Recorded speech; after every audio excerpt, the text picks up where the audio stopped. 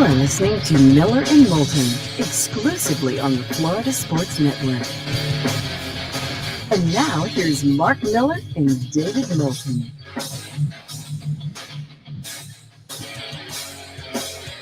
Top of the morning to you.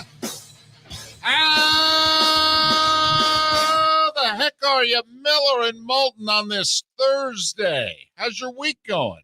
Hope it's going pretty well. Finally warming up just a little bit, just a touch. It's going to feel noticeably better in the early morning hours today. Gone up about 8 to 10 degrees up and down I-75 today compared to the first part of the week. How are you? I'm doing great. You know, I know it's been a little chilly. The days have been spectacular. It's been chilly, but it's been nice during the day. I've spent, a good 4.5 hours outside the last couple of days, and it has been fantastic. 4.5 hours. I wonder what that could be. No idea. Wonder what that could be. Got to be honest. All right, there's a few people listening right now going, you guys take that long to play? This time of year? You know how packed these courses? They're all back, everybody. There's a 3.5 hour round is long gone come January. I don't know. We have a few listeners who you better be playing early somewhere. They are. In fact, they're just about ready to head on over and start hitting balls on the range. They tee off at 1 o'clock shotgun, early. trying to get that done in 4 hours. But hope your week is going well, and thanks for spending part of it with us here, Miller and Moulton, on the Florida Sports Network, the Florida Sports Network. We have a great show lined up for you, a whole bunch of guests, starting a half hour with Sean Salisbury, who's going to be kind enough to join us before he begins his morning show in Houston. And Sean double dips. He does a morning show, and then he does a show, does an hour every day for, I think it's KMBR in San Francisco. I want to double dip. I love double dipping. Could you play golf in between double dipping? Yeah, especially if it was 6 p.m. That'd be perfect.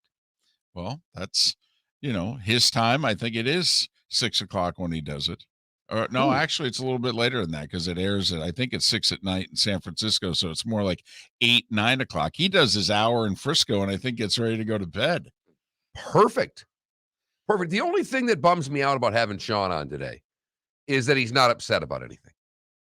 Are we sure? Well, I think we're sure. Because when Sean's fired up about something, particularly a Texans subject, he brings the high heat. He uses this as his warm-up for his show when he comes on and he's angry. Right. That's how it started with Gary Danielson way back when. Gary would use this show early in the week. He would kind of test out, get his thoughts together because he would have about 20 radio interviews for the rest of the week. So he would use us on a Monday to kind of, collect his thoughts, throw out some trial balloons. Here's what I'm thinking, that sort of deal. We had 117 listeners, and so that worked out perfectly for him. He could test it out. Then he could do all the national shows. Right. So Sean Salisbury to join us coming up in a little bit. Marc Trestman, Roy Cummings, Blaine Bishop, MK Burgess. I mean, wow. We got 4 games left. Wow. We got to preview them. We got to sink our teeth into them. Boy, did you do some work yesterday. A few calls, few texts, nothing crazy. I like it. People who say, you work hard, this, that, the other thing. No. This is not hard. We've worked hard for a living before, and we never want to do it again. But your line rings true today as it's rang true throughout our career when people ask, oh, you guys do a talk show. Yep, beats working for a living. You got that right. I'm starting to talk myself into believing some road teams are going to win. I don't know if I'm talking myself into the danger zone and I'm talking myself into a bunch of losses. But if you do look back, and once again, you can get in trouble because we threw out the recent numbers last week with Wild Card Weekend, and favorites and home teams went 5-1, both straight up and against the spread, when road teams and underdogs had done really well in the 3 years previous. But if you do look at divisional round, and you could pretty much pick just about any sample, 5, 10, 15, whatever years, home teams go 3-1 on average. There's usually one road team. And maybe that'll be our poll question tomorrow. Right? If just, on average, one road team wins in the divisional round, which road team will it be? Because once again, Mark, every point spread's a one-score spread. In fact, 3 of them are damn near a field goal or less. So, it's not crazy to pick some road teams this week. Well, no, it's not crazy. It's probably smart to pick one. And I've known who my one is all week. It's never deviated. Right. You've had one all week. Right. It's the Buffalo Bills. Correct. And I'm leaning towards a second. I'm talking myself into a second. I wouldn't do that if I were you. That sounds like a mistake. I hear you. I hear you. I mean, the spread is so close, though. I mean, it's such a toss-up game. How about just for a little while? Can't believe I'm saying this. But how about just for a little while, you forget that there are point spreads. Okay. And you just look at the 2 football teams that are playing one another and try to determine who, in your mind, is going to win said game instead of saying, well, they're only a 3.5-point favorite. Who gives a damn? All right. You're probably right. But talking myself into it. I know. I just can't believe that the home teams are just going to keep it on. When home teams don't do that anymore. And we're both on the wrong road team. Because it's tough to think that Aaron Rodgers is going to win. Or lose, rather. I mean, right. If there's a road team to be on based on history, based on how this matchup looks, really the 49ers are the team that you should be sticking your neck out to say that they're going to win. They do have Green Bay's number in the playoffs in the 21st century anyway. I mean, much the same way. I took the Rams simply because the Rams have the Cardinals number. They knew how to get to Kyler Murray. Yes, they lost one game, but I chalked that up to the fact that it was right after the Tampa game that they had really put their heart and soul into for a early season NFL game. Played a perfect football game. It is difficult to play a perfect football game against a good team twice in a row. They didn't do that against Arizona, but they've done that against Arizona most every time they've played them for the last 5 years. And in the last couple of years, the San Francisco 49ers have the Green Bay Packers number. They just do. Their style of football makes things very uncomfortable for Green Bay. Now, they met earlier in the year. Packers won at the gun in San Francisco. Rams and Bucks played earlier in the year. Bills and Chiefs played earlier in the year. I mean, would it be crazy to just take the teams that won in the regular season? Green Bay won, the Rams won, and the Bills won? Or just go the other way. Oh, there's that. Because, well, it's tough to beat a team twice. We have a lot of splits inside of divisions all the time. This is going to lead into our poll question, and it's my lead story in the starting 5, which will be coming up in just a few minutes, a little earlier than normal because Sean Salisbury is kind enough to agree to come on before his show in about 25 minutes' time. But I was genuinely surprised, like a step short of shocked. I was genuinely surprised. I don't know if I and we should be, because I know you're surprised as well. Because we've been joking for a week and a half now that if you're Stetson Bennett, you just start to enjoy what will likely be a really good life. You just put your name on an insurance company or whatever in the greater Athens, Georgia area, and you just live a damn good life. And Stetson said, no, I've got another year of eligibility. And you know what? I know we've got all these 5 stars that are lined up and ready to play, but I'm coming back. One more year, let's roll, is what he announced on Facebook yesterday. There's so many questions. The first one, did he talk to his head coach before he made the announcement? I'm guessing he did. I too, David, but I thought it was at least worth presenting. Here's my question. If you're Kirby, can you bench the quarterback who won you the national championship? I mean, or all those guys that he stacked up recruiting-wise, do they all now look at one another and go, seriously? Seriously? It doesn't even matter what we do? We're obviously stuck behind this guy. Also, why is 23-year-old Stetson Bennett announcing his return on Facebook? Well, I mean, does it matter if it's because he's 23? Yeah, right. That's because he's 23. The point he is making is that there's no one under the age of 30 that uses Facebook. None. Nobody. No I mean, one. I literally had sent Felipe a text last week, and I said, "Hey, do you have a Facebook account?" Because I didn't, and it was a legit question, and he's like, "Yeah, but I never use it." I've created it when I was like in middle school, so I can get free coins for a game on my iPad or something like that, or in high school. I mean. Do you think your Twitter, Snapchat, Instagram, right? Twitter, Snapchat, Instagram. That's Twitter is superior. well, and you would be on an island, I would think, for people your age when it comes to that. Way more Snap and Instagram. You're right. Because you're a sports guy. I don't use TikTok.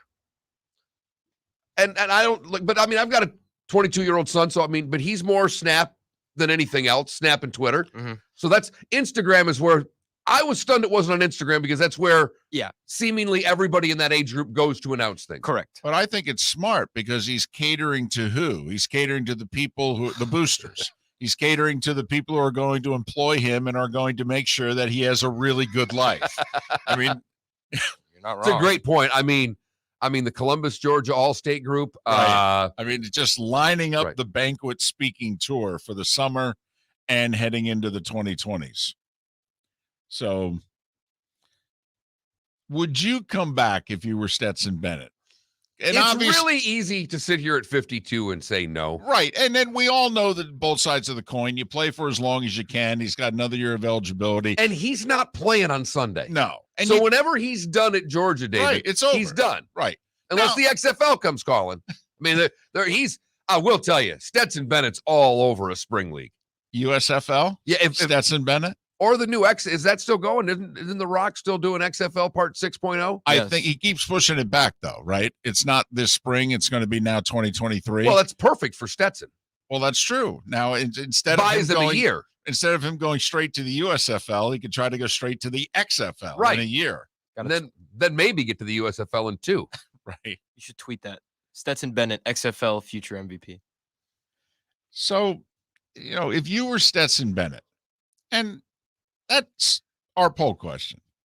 If you were Stetson Bennett, what would you do / have done? Would you walk off with a natty? I mean, Elway walked off. Jordan the first time walked off. I mean, you walk off with a title. There were some who wondered, should Tom Brady have walked off last year? Number 7 at 43. Thank you very much. Yeah, Proved my point. Then he had an MVP season, followed it up. Right. So Johnny Mack in our Twitch chat room, Kirby must have looked at him and said, "Hey, have you heard about the transfer portal with all those 5 stars lined up?" So that's our poll question.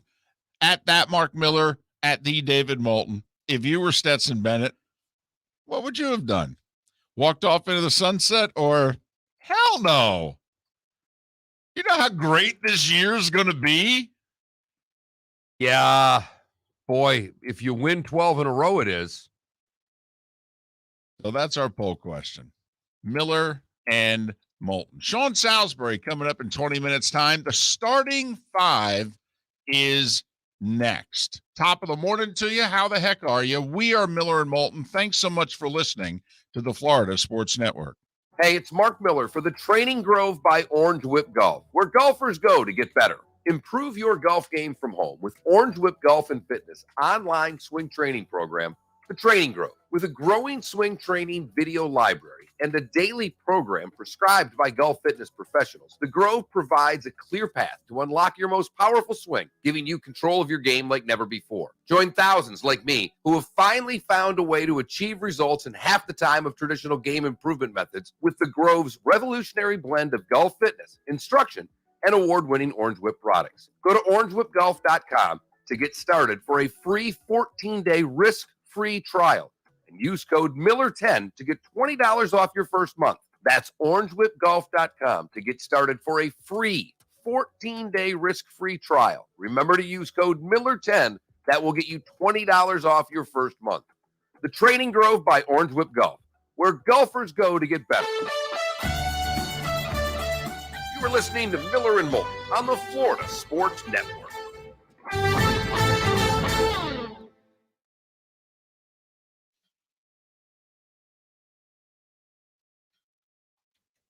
Hey, Mark. Orange Whip. Huh? Orange Whip. See what you did there. Played another year living my best life for answers. Mm-hmm.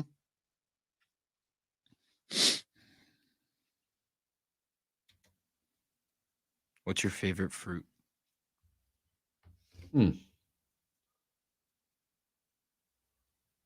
I like oranges, but I rarely eat them.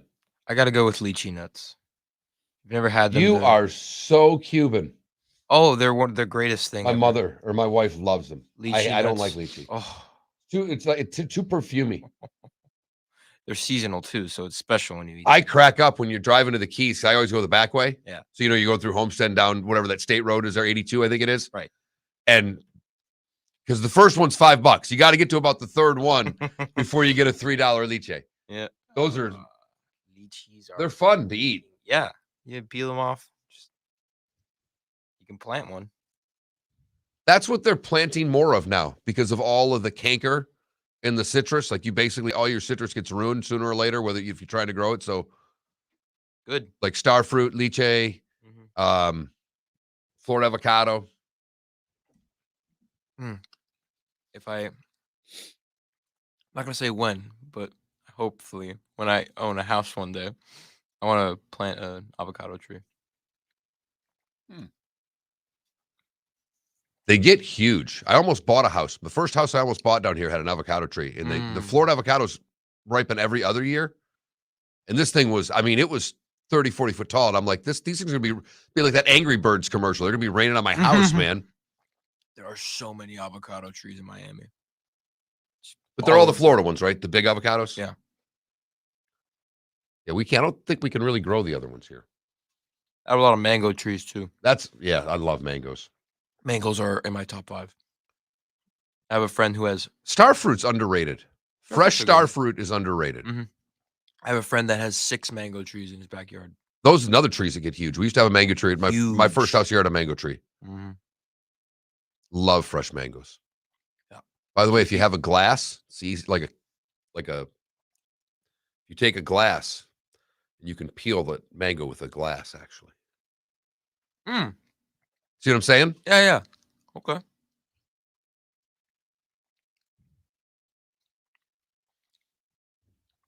I'm really happy about the football gif with Homer. Anytime I can add Homer Simpson to a tweet, I'm... Oh, you call it a GIF. See, I call it a GIF. Okay. You know who should not be happy about Stetson Bennett's decision? He's had a long-time serious girlfriend. Okay. If I'm her, I got to get him off campus. Okay. I got to get him into the real world. No, I don't need another year of you walking around big man on campus. This could not go well for me.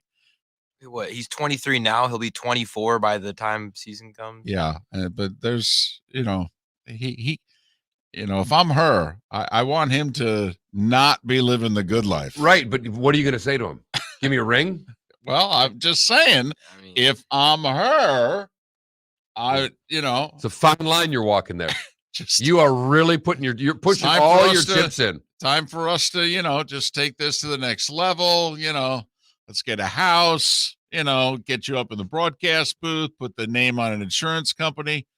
Come on, honey. Let's move this along. All right. Naples Go Blue. That is one of the funniest things I've ever seen. Because if you take that with the timing that we're talking food and he couldn't get the Spencer Bennett talk going quickly enough. I was, what's your favorite fruit? And I want to buy an avocado plant.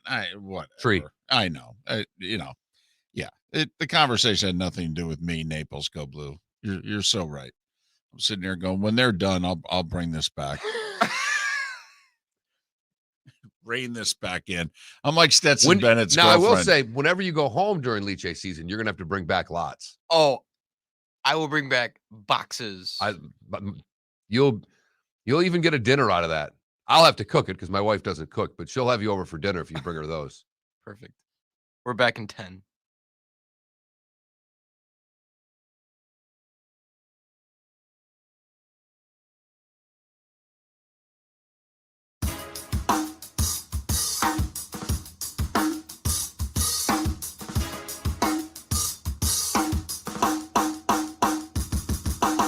Welcome back to Miller and Moulton, only on the Florida Sports Network.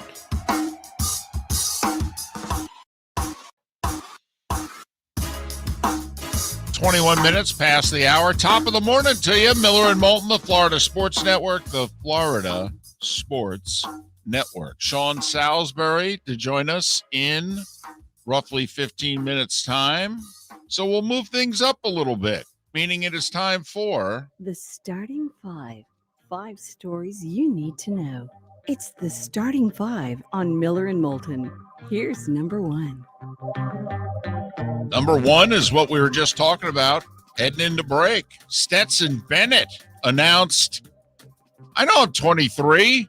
I know I've been around a while, but, between COVID and this, I still have one more year. Let's do this thing. Let's roll. The national championship winning quarterback has announced he is returning to Georgia to play his final year of eligibility. JT Daniels immediately entered the transfer portal. That's not a joke.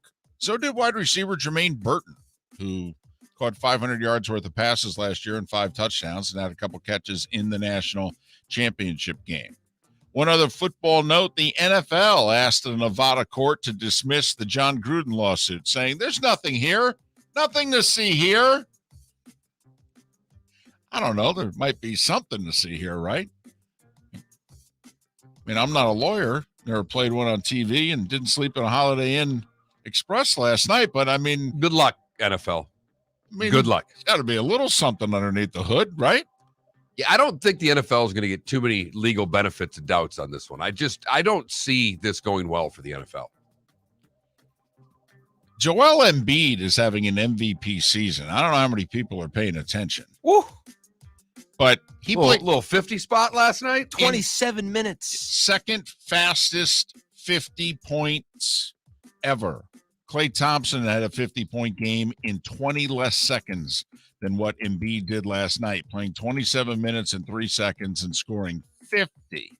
He played less than a minute into the fourth quarter in the Sixers' 13-point win against Orlando. Meanwhile, Jokic saying, I don't know if he's the MVP. I'm still the MVP. I'm the best center in the league. 49 points, 14 rebounds, 10 assists in an overtime win over the Clippers, 130-128 for the Nuggets.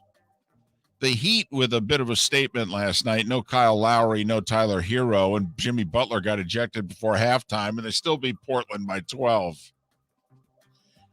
Young Felipe over there came walking in this morning, Mark. You weren't here yet. He walked in. He opened up the door. He looked right at me. This is all he didn't say hi. How are you? How you doing? He looked right at me, and he said, quote, "We're winning the East." And then the door closed, and he went back onto his side of the glass. They beat Portland. It's just he's got the fever. Our G League team beat Portland. Portland's a G League team. Hello. We're the better G League team. NHL last night. Good God. Listen, it was a good night for the NHL. All 3 games that were scheduled were played. NHL did announce yesterday they're not going to test asymptomatic players anymore. About time. And they also announced the regular season is going to end on time. So basically, they have said, we are going to figure it out. We're going to get all the games made up over the course of the next 3 months. But the Rangers scored 5 unanswered, doubled up Toronto 6-3. Arizona with a 4-1 win over the Devils. Good thing Seth's not coming on today. He'd be grumpy. And the Avs beat the Ducks 2-0. Golf, the American Express Invitational gets underway today at La Quinta in California.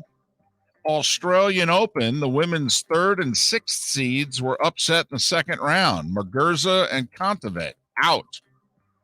Andy Murray I was supposed to check this before I did it. He was down 2 sets. Andy Murray was. I think he was ousted in the second round of the Australian. That's dangerous to say, though, because Murray will stay out there for 7 hours if need be to win a match. So it's always dangerous to say that. Mark, pretty good day in college basketball yesterday for this reason. 43 men's games were scheduled, 40 of them were played. 48 women's games were scheduled, 46 of them were played. So 86 of 91 college basketball games were played yesterday. We've been keeping track of this for a few weeks now, that it's just by following college basketball, I think you can track the COVID spread.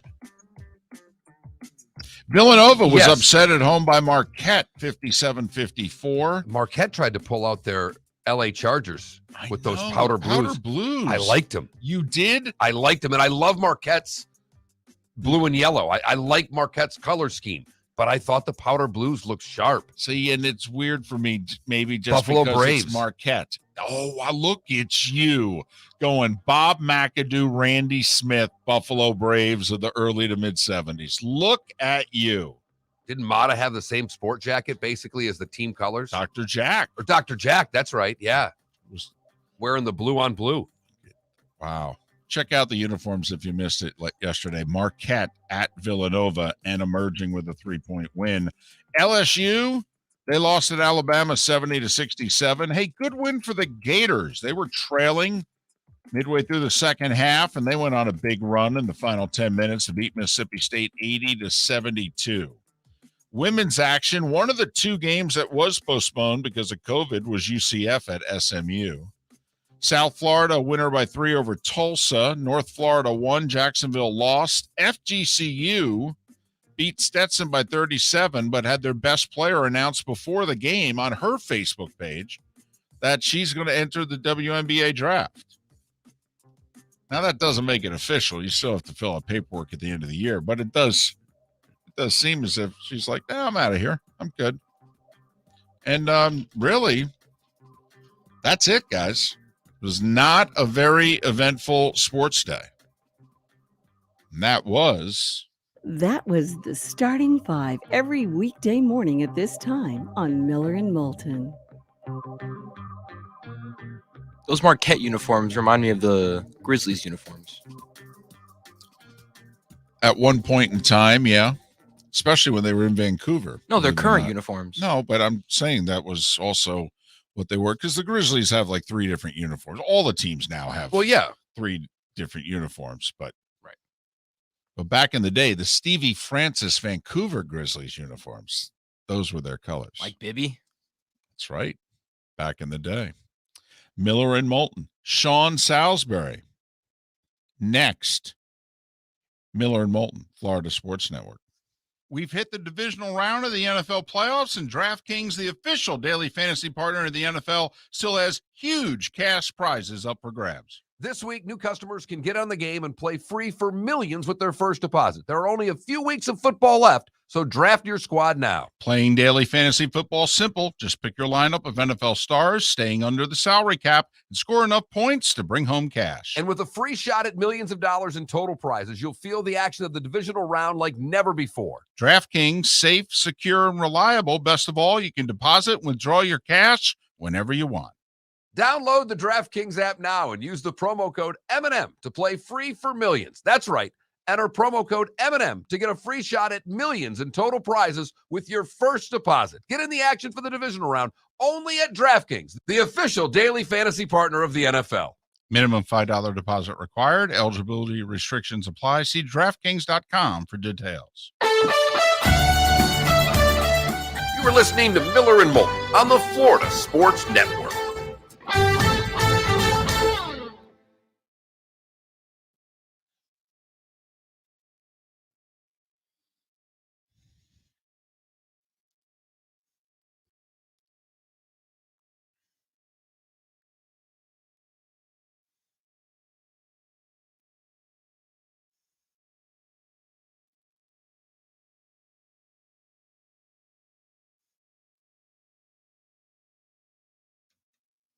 Okay, I only asked this just because I wasn't alive for it. But were the Cowboys in their prime? I can't hear you. I don't have my headsets on. Sorry, I thought you did. Sorry. What's that? That I only asked just because I wasn't alive to see it. But were the Cowboys in their prime more popular than the Niners in their prime? Oh, yeah. That's crazy. They had cheerleaders. I'm not trying to be a dink. No. I get what you're saying. They were the only ones. It was the only thing. Really? Yeah. They started cheerleaders in the NFL? I didn't know they were the first team. The Cowboys were more popular in their heyday than the Niners. I'm like, oh my God, yeah. They had cheerleaders. And he's like, wait a minute. They were the first? You know, there's a movie called The Dallas Cowboy Cheerleaders. You really think that I would take time out of my day to watch? Because they talk about Sports Center. These are things that are talked about in sports. The movie it's like a Lifetime type movie, but I mean, it was an ABC Sunday night movie, The Dallas Cowboy Cheerleaders, about basically about a girl trying to make the cheerleading squad. No. The Dallas Cowboys are America's team for a reason. There is no team. There's no team in this country that's as popular as the Dallas Cowboys. Still right now today. It's insane. See, I don't know. I guess I just always assumed that the Dolphins in the 70s had cheerleaders or something. Apparently not. But the Niners were better. Whatever. It doesn't matter. It doesn't matter. It doesn't matter. Niners, I don't ever remember the Niners having a popularity level of, a lot of teams. They're not in the same level as the Cowboys, the Packers, the Steelers, certainly. In their heyday, my mom liked the Niners. My mom liked Joe Montana, but it wasn't like the state of Michigan was all like the way they are about Brady everywhere. You know what I mean? Like, it just, plus you got to remember, there's no fantasy. There's no red zone. You're only watching your team in your market. And then at the afternoon, you watched a lot of Niners then. Yeah. And you watched a lot of Cowboys, but Candlestick Park looked cool. See, I know.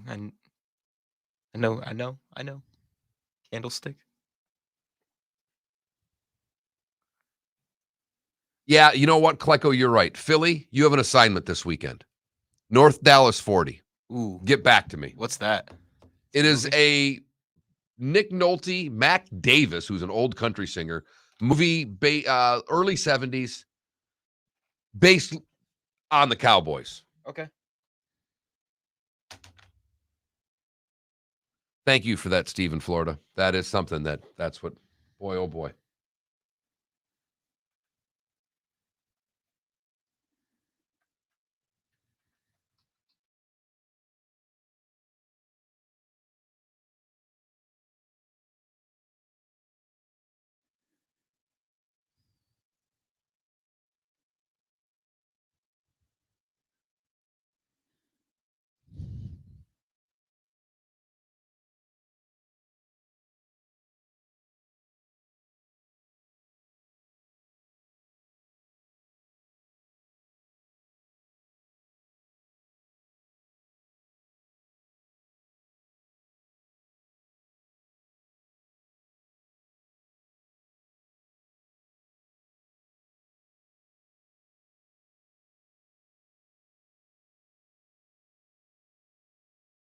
All right, Sean's on hold.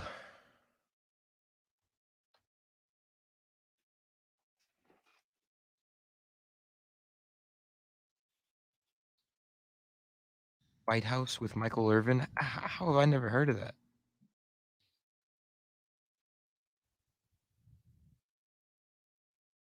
"15 seconds. I have a pair of Michael Irvin game-worn gloves. That means anything. No. Hold on to him. Probably get him an autograph on one day.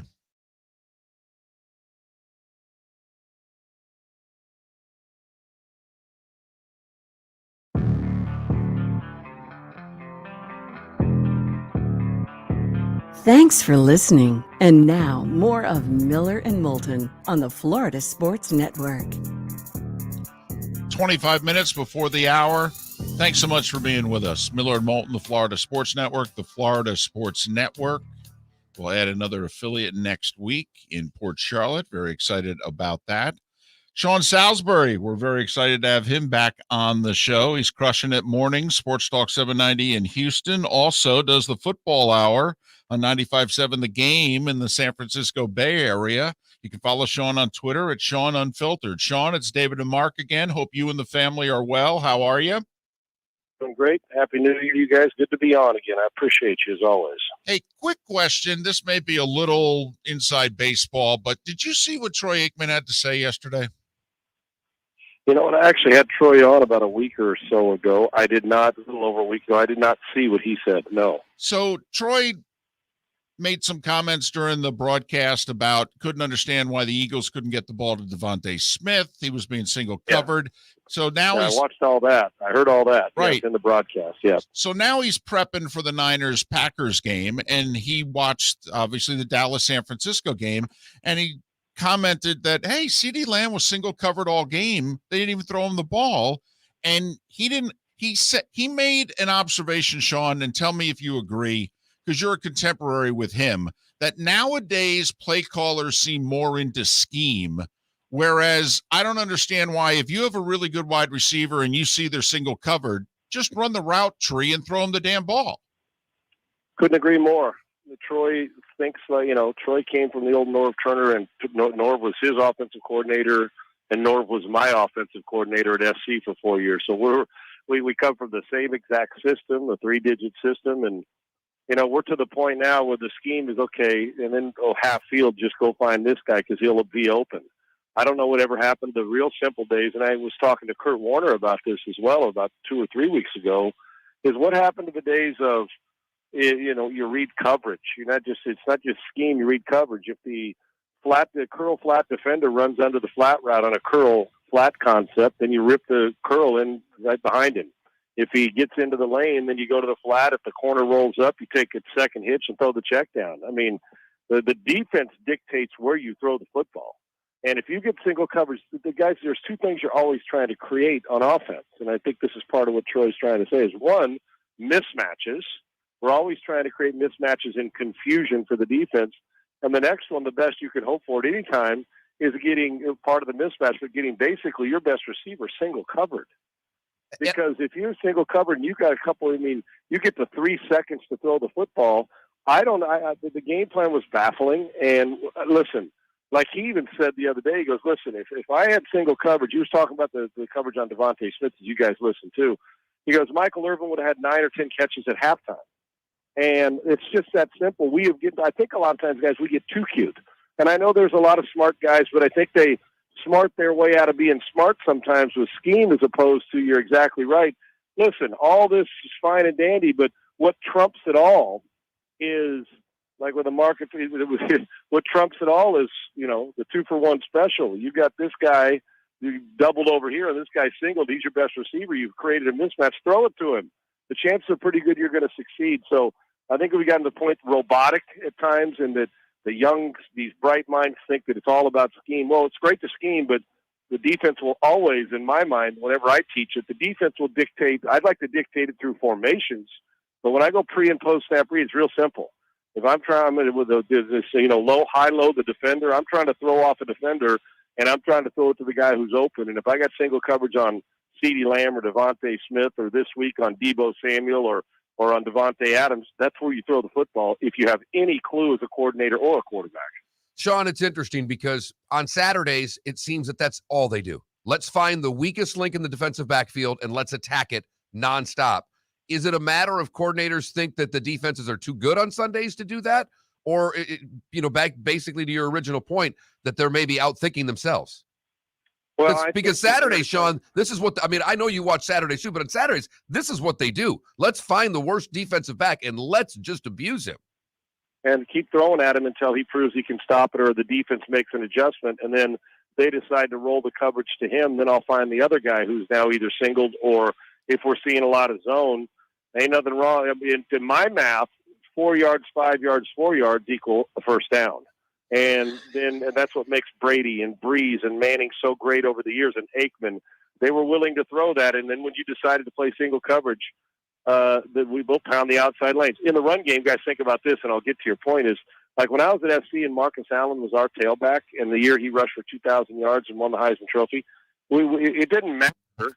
We lined up and we ran the football because you couldn't stop it. And until you proved you could stop student body right, we were running it. And to the tune of 20-some hundred yards and a Heisman Trophy, nobody proved they could stop it for the most part all year. You're exactly right. I don't know. I think, guys, at times, there's only 11 dudes on the field on each side of the ball. But I think that, and I don't mean this disrespectful to these coordinators, but I think you get to a point where you start, well, what if we did this? What if we did this? And the truth is, if you go back to Aikman or Montana's 49ers, Aikman's Cowboys, and in talking to people who played for them, guys, really, you have about 15 throws and about 5 or 6 runs. You just dress up with formations. You a little window dressing. You don't need to do too much. Then you make some adjustments along the way. I think we get to a point where guys think you got to get to your whole library. Andy Reid's always done a good job of attacking. He attacks the spot where you got the best chance to win. And so I think we've changed over the years, from the high school and college. They almost think they're trying to reinvent the wheel and trying to let us know that they invented the forward pass. Well, Sid Gilman and Don Coryell and Norm Chow at BYU were doing this a long time ago with just different personnel, and it worked for them. So I get it. Sometimes scheme them up and try to scheme, but sometimes the other defense coordinator is pretty good too. So find the single guy and show your best matchup, and let's get it going. And if it's zone, find the best area or the weakest, flat defender or underneath coverage guy and attack him. So they're good, but I think sometimes, like anything, we try to get too cute with everything we do because, let's change it. It seems like change has always got to happen. Well, look at the 49ers now, and teams like that, they're getting back to 2 backs, back in the backfield, use check, bootleg, out of the underneath center. The Rams are getting under center. And those are 2 hot shot play callers, but they still get to some basics. But, yeah, I'm all about attacking the guy. You watch this week, if the Tampa Bay Buccaneers play man on Cooper Kupp or Beckham, they're going after that. So I think there's at times we get too cute. You're trying to prove to the world that you know how to scheme them up. The truth of the matter is the best play callers in the world know how to attack the weakest defender. We're the warm-up for Sean Salisbury because his show on 790 in Houston starts in less than 20 minutes. He also does the football hour on 95.7 The Game in the Bay Area. Follow Sean on Twitter at Sean Unfiltered. Well, since you do the show in the Bay Area, and I know you talk the league at large, but let's talk specifically about the Niners. There seems to be something about their style which plays well against the Packers. Do you think it does so again Saturday night? Yeah, I think it's a matchup issue. I think it could be a matchup issue for a lot of things as long as Jimmy, who I think is a solid player, but the biggest problem with Jimmy, there's about 3, and you saw it this past weekend, guys, even though they beat up on Dallas.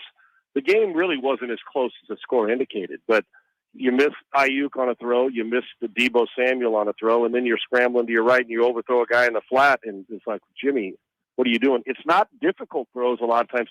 Jimmy, go back to the Super Bowl. Jimmy, has missed, when he misses, it's 3 or 4 easy throws that the average quarterback's got to make that the great one won't miss. And I think that's what puts them in a bind. But the matchup issue is, guys, they are always true to form when they're winning and when things are going well. They're going to run it between 32 and 40 times.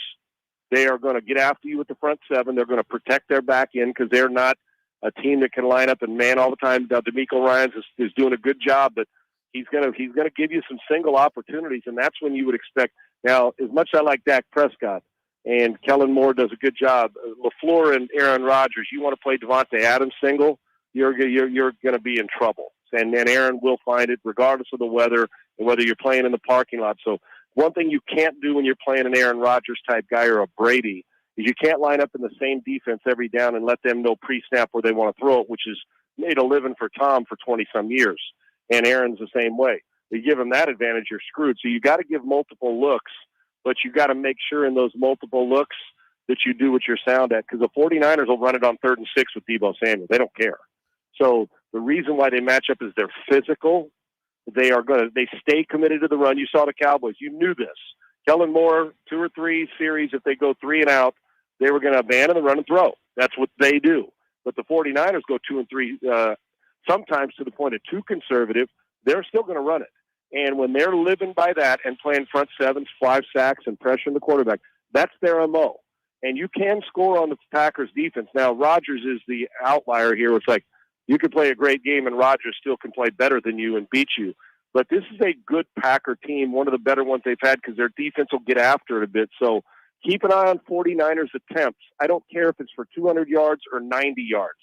If they're in the mid-30s or more carrying the football, this game will be a fourth quarter, last possession or two game. Now, if they've thrown it 30-plus times and you're in one of those shootout chase modes, you got no shot. So it is a matchup problem because they're physical. They know how to get after the quarterback without blitzing every down, and that's a good thing on good quarterbacks. And they also know how to run the football to shorten the game.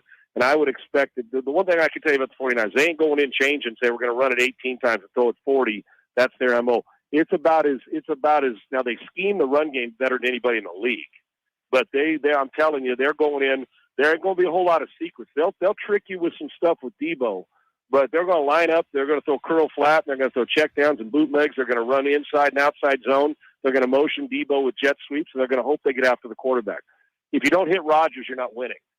And if you don't stop the run for the Packers and they rush it 40 times, the 49ers will have a chance and will walk out of Lambeau with a win. So this is a really intriguing game. I still favor Rodgers because I always pick the best quarterback when a game's fairly equal. I understand that completely, Sean. What is it? You mentioned the Packers defense can get after you, but in the first meeting, it was down to a field goal. When they played the Browns, what was it, week 14, week 15, whatever that was, and it was a 2-point game. Cleveland ran pretty effectively. The Packers defense is good, granted. What is it about their defense that makes them so susceptible to good running teams? Well, I think that the one thing is that teams that play against them, and you mentioned a couple teams, they're committed to it. The Cleveland Browns, as we know, guys, with Chubb and Kareem Hunt and that offensive line, they're going to run it. The key was they'll make you look bad, the Packers will, a couple series, and you look at some of the scores, and they've been in some close games, which if you're a Packer fan, you'd like a little distance, but you say, you know what? As long as we're winning close games, that's a good test for my team. But 49ers are going to stay committed to it, guys. They know that if it gets into a shootout, Jimmy can't keep up with Aaron. And Aaron, the ball comes out. The one thing, too, is you blitz Aaron, even if you come a blitz off the slot, the ball comes out so quickly, you could have a good scheme and get close to him, but he can still make a play. He's not going to take a whole lot of sacks.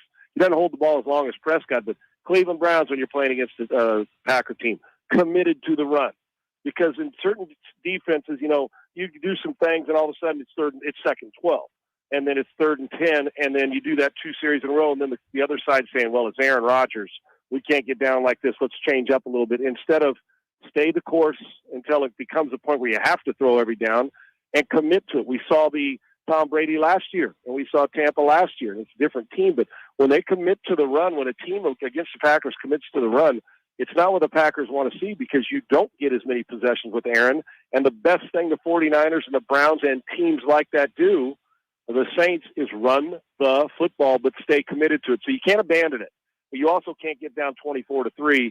And Kyle, even then, honestly, would probably still run the football to try and get back in the game. So it's a commitment to the run game and the physicality up front for Cleveland that's physical, the 49ers and Trent Williams and that group, and they know how to run the football. It's not just wanting to run. They know how. They understand schemes. They understand how to get to the second level and how to be physical at the point of attack. They don't let you create a new line of scrimmage, and that'll be a problem for the Packers. And I would expect the Packers to want to start fast because you want to do everything you can to get Kyle thinking, can we stay committed to the run? If they do, we're in for a good game. Sean, we could talk to you for a long time, but you got to go to work. We appreciate your time and all the best. You guys are awesome. 2 AFC road teams win this week. 2 NFC home teams win. How's that for a prediction for you? Nice. I was going to go there. I was going to say 10 seconds, and you gave it to us without asking. There you go. You're a pro. Bills and Bengals in the AFC and Tampa and Green Bay rematch in the NFC. I look forward to talking to you guys again. You guys are pure class, and I'm always honored to be on with you. Thank you. Thanks, Sean. Sean Salisbury. He'll get going on Sports Talk 790 in Houston in about 10 minutes, and he does the football hour every night on 95.7 The Game in the Bay Area. Follow him on Twitter at Sean Unfiltered.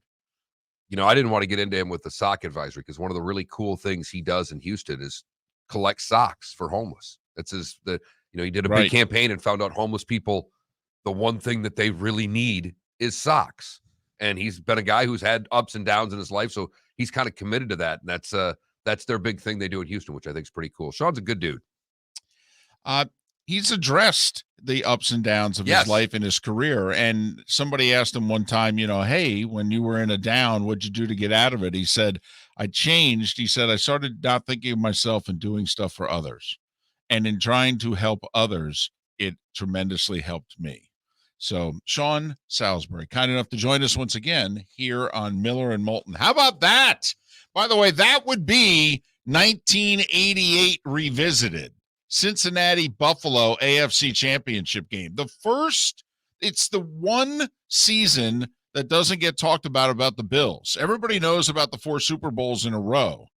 But the 2 years before that, they were knocking on the door as well. They made the AFC title game in the 88 season when Boomer and Ickey Woods beat them at Riverfront. And then they lost to Kozar and the Browns in the division round in 89. I mean, it was a good, solid run for the Bills. That was not just 4 years. But that'd be the 88 AFC title game all over again, only this time it'd be in Buffalo. If they, and I was thinking about your middle name and lack of one. I think you should just change it to RDB. Run the damn ball. Yes. David RDB Moulton. Then you could just have 5 initials if you really wanted to line it up, if you know what I mean. Right. But as a guy who loves to run the damn ball, Buffalo can't. Not without their quarterback. That's the only running game they really have. They toy around every now and then. They give you 3-4 carries to Devin Singleton. You go, oh, isn't that cute? Look at them pretending as if they're going to run the ball. Wait them out. This will change in about a minute and a half. And listen to what Sean said there. It's not just running the ball. It's the commitment. And I thought he made a great point of the line of scrimmage when it comes with the Green Bay San Francisco game, although he's taking the Packers. Man, if I were to take another road team, it would be San Francisco. Really? Yeah. Really? Now, your road team's the Bengals, right? Correct. Right. You're with Sean. You're all over Joe Burrow, which I understand. The love affair is real. Hey, there's no doubt about it. I mean, he does get cooler every time he steps onto the field. Not too many times when you're called, Joe Cool can be the biggest letdown in the world, but so far Joe Cool keeps producing for us, David. I mean, if we had to rate the teams on the cool factor, the Titans would be 8th. I mean, they really would. They would be 8th. Ooh. And tied with San Francisco, though, because there's nothing cool about the Niners. Well, the Niners have a little more history and tradition, and I think people just look at the Niners and just assume they're a little cooler. I will say 2 good-looking young quarterbacks, though. I mean, Tannehill and Jimmy G there. But, that's about it. They both sledgehammer the ball. They're, both pretty boring styles of play, actually, but very effective. Probably the 2 most physical teams left in the playoffs. Oh, there's no question about that. There is no question. And, boy, they better lose or the NFL is going to really be in trouble because smash mouth football between those two is what we really want is a Tennessee-San Francisco Super Bowl. Hey, nothing wrong with Nash Vegas, hosting an AFC championship game. Come on now. Miller and Moulton. Pretty lively first hour, wouldn't you say? Marc Trestman will join us in our second hour. Roy Cummings and Blaine Bishop in our 8 o'clock hour, and N.K. Burgess to talk a little Packers-Niners in our 9 o'clock hour. Miller and Moulton on the Florida Sports Network. Bring your big mouth to John Smith Subs and indulge in their overstuffed subs with the freshest quality ingredients. Enjoy our famous steak bomb with perfectly grilled, marinated sirloin steak topped with provolone cheese, grilled onions, peppers, mushrooms, crispy bacon, juicy tomatoes, and creamy mayo. Boom! Made-to-order crispy fries can be paired with the Gator, the Cuban, the Chicken Bomb, or the Italian. Love local. Eat delicious with John Smith Subs. Find a John Smith Subs location near you today. The Firestone Grand Prix of St. Petersburg, presented by RP Funding, roars through the streets of beautiful downtown St. Petersburg, February 25th to the 27th. 3-day tickets are on sale now at gpstpete.com. It's fast, fun, family entertainment jam-packed into 3 days. The weekend is highlighted by the NTT IndyCar Series race taking the green flag on Sunday afternoon. It all happens at the Firestone Grand Prix of St. Petersburg, presented by RP Funding, February 25th to the 27th. Get your tickets at gpstpete.com to secure the best seats. We've hit the divisional round of the NFL playoffs, and DraftKings, the official daily fantasy partner of the NFL, still has huge cash prizes up for grabs. This week, new customers can get on the game and play free for millions with their first deposit. There are only a few weeks of football left, so draft your squad now. Playing daily fantasy football simple. Just pick your lineup of NFL stars, staying under the salary cap, and score enough points to bring home cash. And with a free shot at millions of dollars in total prizes, you'll feel the action of the divisional round like never before. DraftKings, safe, secure, and reliable. Best of all, you can deposit and withdraw your cash whenever you want.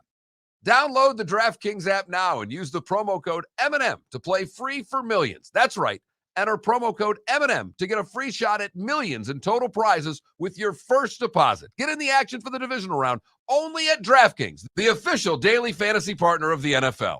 Minimum $5 deposit required. Eligibility restrictions apply. See DraftKings.com for details. You were listening to Miller and Moulton on the Florida Sports Network.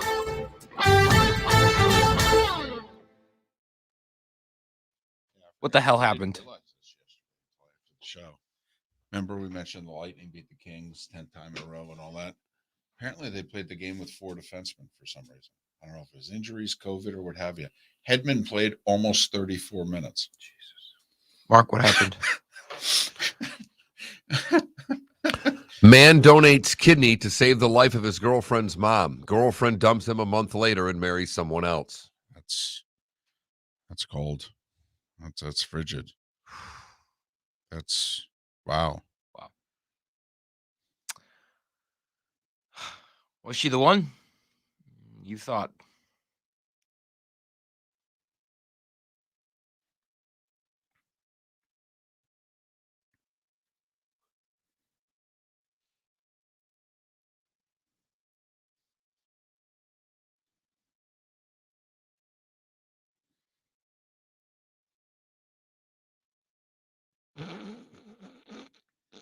God, I loved it. I love Barstool at times.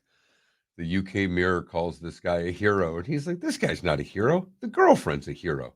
She was fucking this guy for that long to save her mother's life?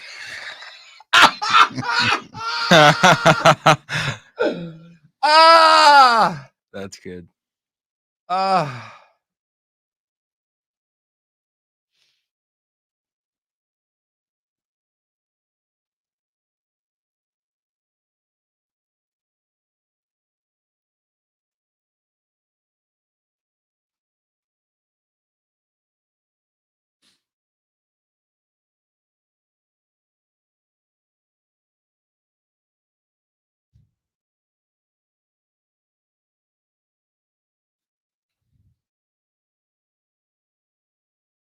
See in our Twitch chat room, Johnny Mac's avocado trees over 30 feet tall. Oh. Ooh. They're Haas avocados. What does that mean? That means that they're the little ones. They're the California ones. Is that what that? That's what, if it's a Haas avocado, that's the smaller ones. Florida avocado is a big one. Right. Brown chicken, that is the hope. Okay.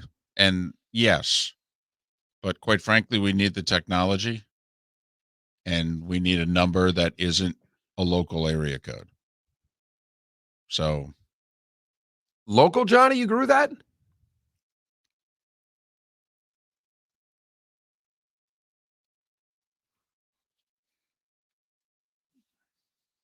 And brown chicken, that's David's hope. It's not necessarily mine. I mean, we're never going to be a call-based show, but there are times where for little segments it would be good.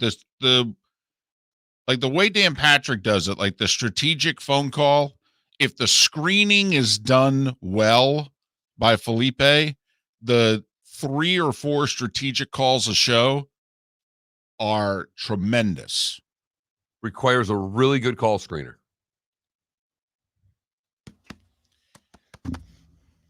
And I used to be somebody who was all into the callers as a host, all in.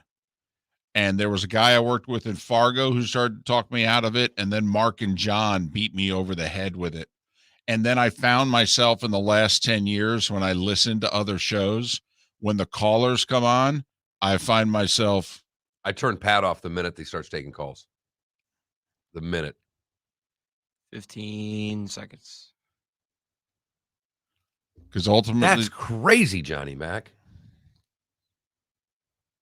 Wow. huh? Gotta grow one.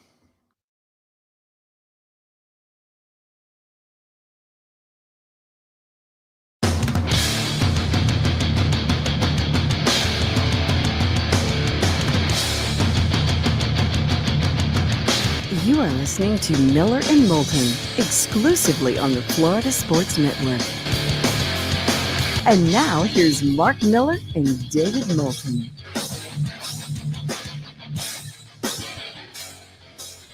As we approach a couple minutes into our 7 o'clock hour, top of the morning to you. How the heck are you? Miller and Moulton on the Florida Sports Network, whether you're in Lake City, Tampa, St. Pete, Fort Myers, Naples, thanks so much for listening. Marc Trestman, the former coach, who's part of the 33rd team, he will join us coming up in about a half an hour. We just had Sean Salisbury on. He made his picks for the divisional round. We'll get to them in a moment. First, we want you to answer our poll question. Don't know if you heard, but Stetson Bennett IV is not retiring into the good night. He's not walking off as a national champion. He still has a year of eligibility left, that COVID year. And even though he's 23, he's like, you know what? I'm coming back. Let's roll, as he said on Facebook. And so we ask you at Mark Miller or at the David Moulton on Twitter, if you were Stetson Bennett IV, you got 1 year of eligibility left, but you're 23 and you just won the national title. What would you do, Mark? I think I'd come back if I were. I mean, it sounds really good sitting here. It sounds nice right off into the sunset. But you are the quarterback of the national championship football team, and you in your head believe you can do it all over again. Well, I mean, you will be pretty good again next year. Goodness knows you're going to win the East. Right, you're preseason number 2. 3 at worst. They're going to put Ohio 2 ahead of them after winning the Natty? Well, I mean, at worst. Right. At worst, they're ranked 3rd heading into the season. I'm pretty sure Bama will be preseason 1. Well, yeah. It goes without saying, doesn't it? Well, it's a safe play. Who are you voting number 1? I'm voting Alabama. Well, a lot of folks think next year's team will be better than last year's, and last year's team came pretty close. As this person said who texted the show, and by the way, you can text the show simply by texting FSN Radio. That's the keyword. FSN Radio, all one word, to 21,000. Once you do that, it's very simple. You just keep texting us whenever you feel like, having those thumbs start punching things. But this person says, do you realize how much action Stetson Bennett's going to get by coming back? We had that discussion during the break because Stetson has a longtime girlfriend. Yep. Or I would have wanted retirement. We got to get you off campus. We got to start moving on with life here, get you in the broadcast booth, open up that insurance company. Wouldn't it be nice to live in a house, honey? Honey, come on now, honey. We've got a future to plan. You remember when I was there for you at the JUCO? Right. Remember when I was there for you when you got benched last year for JT Daniels after the Florida game? Remember that? Who had your back, honey? Don't you go walking around being big man on campus for another year, honey. You better watch those honeys. One more of those and he's on his own. There's going to be quite a few honeys. He's going to be very popular. So I do like that So we know how she's voting on our poll question. Right. I do like that this poll question is pretty close. I thought for sure the living my best life would be overwhelmingly in front, but there are enough of you that are sensible of this young man wanting to play another year. 46% would play another year. I'd play another year. I'd be done. And I'm being very serious. And I'm not saying that because I'm 56 years old. I was an old soul in college that I was looking ahead to my professional career from my first hours on campus. So I know I was using college to get a job. You've already told Eric Zier that he's out of a job is what you're telling me. Totally. I mean, I'm already negotiating. You might have walked off the field and just pointed when DJ Shockey's interviewing you. Yes. Eric, just so you know, you got 4 years and I'm taking that job. Are you aware of that? I would. DJ Shockley, by the way, former Georgia quarterback, is the sideline reporter on the Dogs radio network. And I would be talking to DJ going, either you or Eric, but somebody's losing a gig. I'm just letting you know right now. And no offense, I'd rather be sitting up there. Right. More airtime. Right. And more air conditioning. And it'll help sell my insurance company, which I'll be starting here before spring ball. As we look to the Stetson Bennett's insurance agency, keys to the game. Stetson, what do you think? I'm opening up an insurance agency. Are you an insurance person? No, but I'm putting my name on it, and that's it. I'm going to walk around and shake hands and kiss babies. That's what I'm going to do. Game over. Yep. So, which he still has, even with playing. No matter how this year goes, he still has that. There's no question about it. But he might not have the opportunity to ride off into the sunset on top because Stetson Bennett's not playing on Sunday. I just think I would pull the Mike Eruzione. I would. I mean, Eruzione didn't even play a minor league game, and he had offers. Okay, and Eruzione, right? Because he was a minor leaguer before. Exactly. It's the one thing that's missed. Eruzione was out of college for quite a few years. I think he was 25. Right. He played for the Toledo Gold Diggers in the IHL, which was equivalent to the E at that time. It was a double-A league. That's where he was playing. Got a great question in the Twitch chat. Do we know what his major is? Who cares? Winning national championships. Yeah, his major just got changed to life. Majoring in Stetson Bennett IV. What did you major in college? Winning a natty at Georgia. He's got his degree. He doesn't ever have to attend another class. Right. You go to college for what? To secure your future. His is secured. Talking about all this talk about, I'm Stetson Bennett, opening up an insurance agency. What's his major? Who cares? What are the odds it actually happens? Oh, he has a car dealership or an insurance agency in his future. Right. You can write that down. Yeah, there are so many big money people in the greater Athens area that are like, listen, we're using your name and your face. We'll bankroll it. Absolutely. Who wouldn't? How much money do you need to make a year? Right. $200,000-$300,000 a year and anywhere not named Atlanta in Georgia is a boatload of money. Yep. Eric Zier's got to be the happiest guy right now. He's the radio analyst for Georgia football, and he's like, wow, I get another year. This is great. FGCU, start a football team. I'll be your Stetson Bennett. No. Well, you got to win a natty first. Yeah. Good luck. Good luck with that. But so that's our poll question. If you were Stetson Bennett, what would you do? It is fitting that you and I are split. And I do not blame the people who hold the same regard as you and like Stetson, because if you think about it, for pro athletes, we almost always say, man, do it until they rip that jersey off you. And you're right. This will be, in all likelihood, this will be the last year he gets to play it. It's something he's done for his 15 whole life, years. And it's the room, too. I do know, and I never played, but having spent all that time on buses and working for a team, it's a camaraderie that you can't replace anywhere else in life. You cannot do it. There is nothing. There's no golf group. There's no locker room. There's nothing that will compare to those times you spend with those men. There just isn't. And that's what he's going to do for another year. And he's going to be the guy in the room, too. He's going to be the guy in the room. I mean, listen, there is no bad answer here. Nope. I mean, you can be the guy for another year before you have a really good life, or you can start that really good life. And it's not like this year's going to be a bad life, unless, of course, that girlfriend tends to get in the way. It is interesting, though, if you're Kirby, can you ever seriously consider benching him? Yes. Can you? Yes, because the fan base wouldn't have a problem with it. That's the thing. David, you know the Georgia fan base.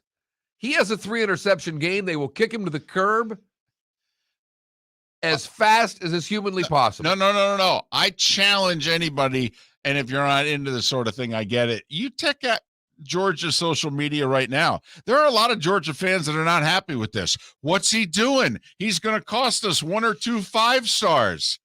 All right, these guys are going to transfer. What is he doing? He's killing us. Stetson, we love you. Get out of the way. Home. Listen, I'll bet you Kirby, of course, will never say this. But if we could strap him down and inject him with truth serum, I'm sure there's a part of Kirby that's like, man, Stetson, if you'd given me 30 minutes notice, I would have called up 2 of our biggest boosters. They would have set you up with so much money. I got to get you out of here, man. I promised all these guys they were playing. They're going to play. If I were doing this in Georgia, if we were the Georgia radio network, my poll question today would be not the one we have on Stetson Bennett. Will Stetson Bennett start every game as the Georgia quarterback next year? My answer to that question, by the way, is no. I think the only way he doesn't start is if he's hurt. Okay. Now, I will say, I mean, Nick benched Jalen Hurts, obviously. Yeah. I mean, Hurts won him a natty as a freshman, nearly won it for him as a sophomore, and obviously he played Tua Hurts his junior year. And Jalen Hurts, who was SEC Player of the Year and National Championship quarterback, already on his resume, was standing there on the sidelines. So, it's a nice problem to have, though, Mark. It really is. I mean, it just, who's your backup quarterback? Oh, the guy who won the natty last year. 12 minutes after the hour, Miller and Moulton, Florida Sports Network.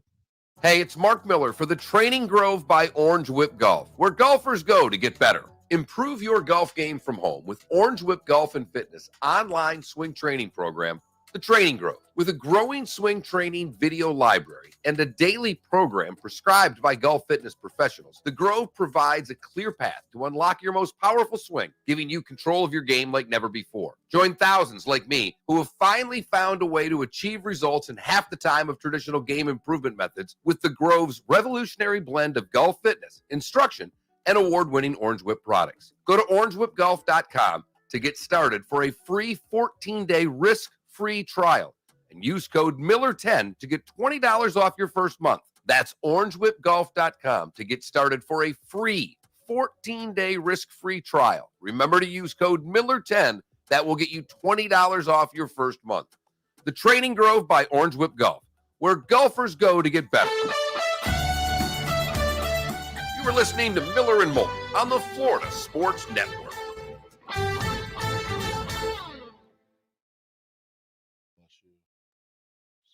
We'll probably do it. Head on down to Stetson Bennett Chevy. 1 or 2, 9-0. Bama's at Old Miss that week. Or now get your custom Bulldog engraving on your Chevy Silverado. The problem with Bama is you could do them damn near every week. You have to pick. Well, 5. here's what I'm saying. I'm looking at Bama right now. You can't do the at Texas game because you don't have it. No, I'll tell you what. No, I'm saying you're going to do at Arkansas. You're going to go to Fayetteville on October 1st. That's the first game you'll do because they don't play anybody before that. Mhm. Anybody. October 1st. You might do 3 in a row. You got Arkansas, then the next week's A&M. You're definitely doing that game. Mm-hmm. At Tennessee, you're doing that game. Maybe not. Maybe not. Okay. Then you got Mississippi State. Then they're off. Then LSU, which you're doing. Mm-hmm. Ole Miss, Austin P, and then Auburn. So you got. See, they play Vandy and Tennessee from the other side. That doesn't help. No, you got to remember if you do the 3 in a row, you have to commit to LSU in the Iron Bowl.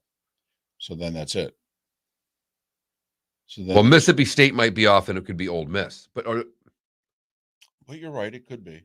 Here's my question: if you're doing the programming, take a look at it. I think it's September 17th. It's week 3, either 15th or 17th, whatever it is. There. See, the game that I think we should Miami at Texas A&M. Thank you. I just happened to put that. Now, there are 2 other good games. All right, let me see what Florida is. Is that Florida 10? No. There's Penn State at Auburn. Oh, that's a fun. And we never get to do a Big Ten team. But how often have we done a Miami game? But I think also it might be Georgia Auburn. No, it's Georgia at South Carolina. No, I wouldn't even. They're the defending national champions. And it's early, and you want to get them on TV now because they'll be on Oregon. That'll be an ESPN game. See, You do Georgia. I would do Miami at A&M. I would too. I'll bet, But my money's on we're going to Columbia. Here's the thing. If I could tell you Miami was 2-0 and ranked, which they should be. I don't know what their schedule is. Are you saying Miami A&M on CBS? Yeah, because wow, I've never seen a CBS Miami game. Right. You know what's funny is back in the day, a lot of those epic Florida State games and Notre Dame games were all CBS games. Yeah. So they got 2 layups: Bethune-Cookman and Southern Miss. Okay, so they'll be 2-0 going to Jimbo and A&M. The Catholics versus Convicts game was a CBS game. Yes, it was. Brent Musburger. Mm-hmm.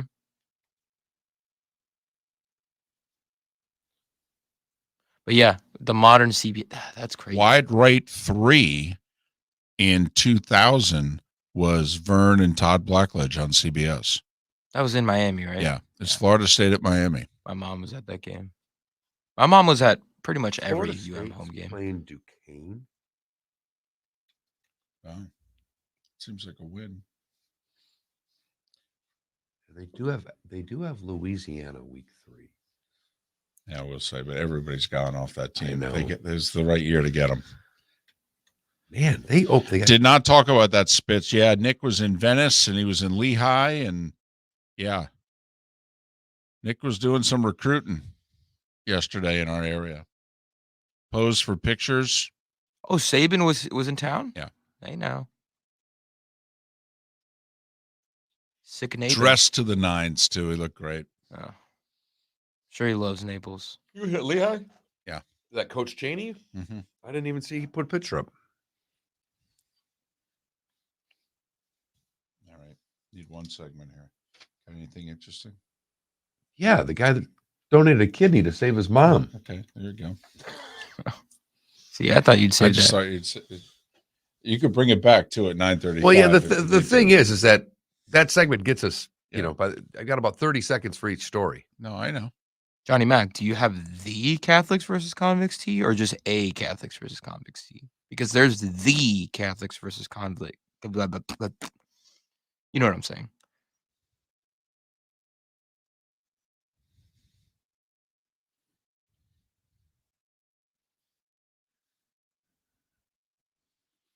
Oh my God.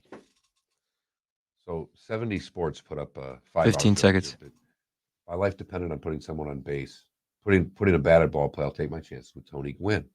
Dude faced Maddox, Glavine, and Smoltz a total of 287 times. Struck out 3 times with a 381 bat.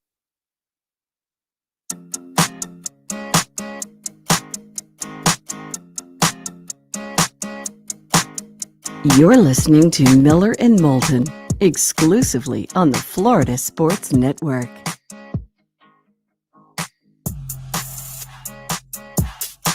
As we approach 19 minutes past the hour, top of the morning to you, Miller and Moulton, the Florida Sports Network. The Florida Sports Network, Marc Trestman, former college and NFL head coach, part of the 33rd team. He will join us in a little more than 15 minutes' time. Roy Cummings, top of the hour, as we zero in and begin to look ahead to Rams at Bucks. David, I've got a story here that usually I would save till the end of the show. For like the good, bad, and ugly? Right, and it would be the ugly.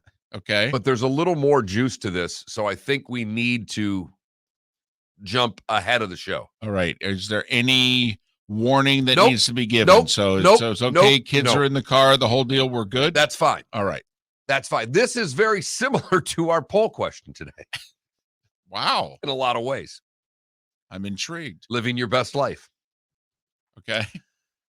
This is about Uziel Martinez. He is from Baja California, Mexico.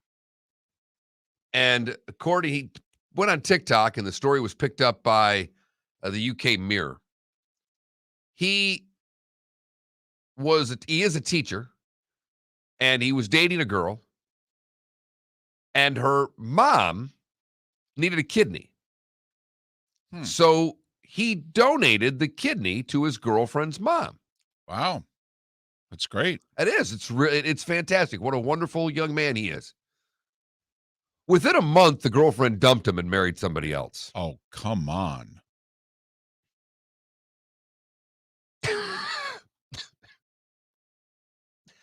I mean, you can't really make that up. I mean, did she have to go marry somebody else? I mean, I understand relationships not working out, the timing and all that. And he says, actually, I'm fine. I'm fine emotionally. I think so is she. Of course she is. She's married to someone else. I have nothing against her. We are on good terms. We are not friends, but do not hate one another. wow, he's a good dude. He's a really good dude.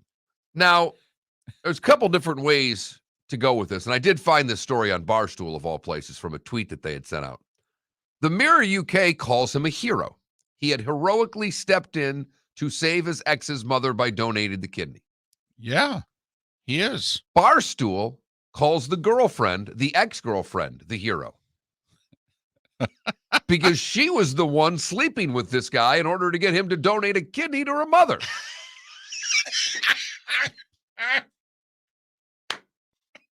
I tend to think Barstool's correct. No, come on now. Come on, he's the hero. I mean, that girl loves her mother. She's an opportunist. He's a hero. That is someone, right? You know, there's a mama's boy. That is a mama's girl right there. I mean, listen. Now, she married this other guy, right? Correct. Okay, I hope she understands, though. Her mother is going to always care more about her former boyfriend than her son-in-law. I mean, think about it. What can the son-in-law do for mom more than what the ex-boyfriend did? There's no question. Listen, I don't know if you guys are coming over for the holidays. What's this young man's name? Again? It's Uziel. Okay. Listen, if you U's guys are coming over. Right. I don't know if you guys are coming over for the holidays, but Uziel's going to be here at 3. Certainly hope no one he knows ever has any ailments that need a kidney.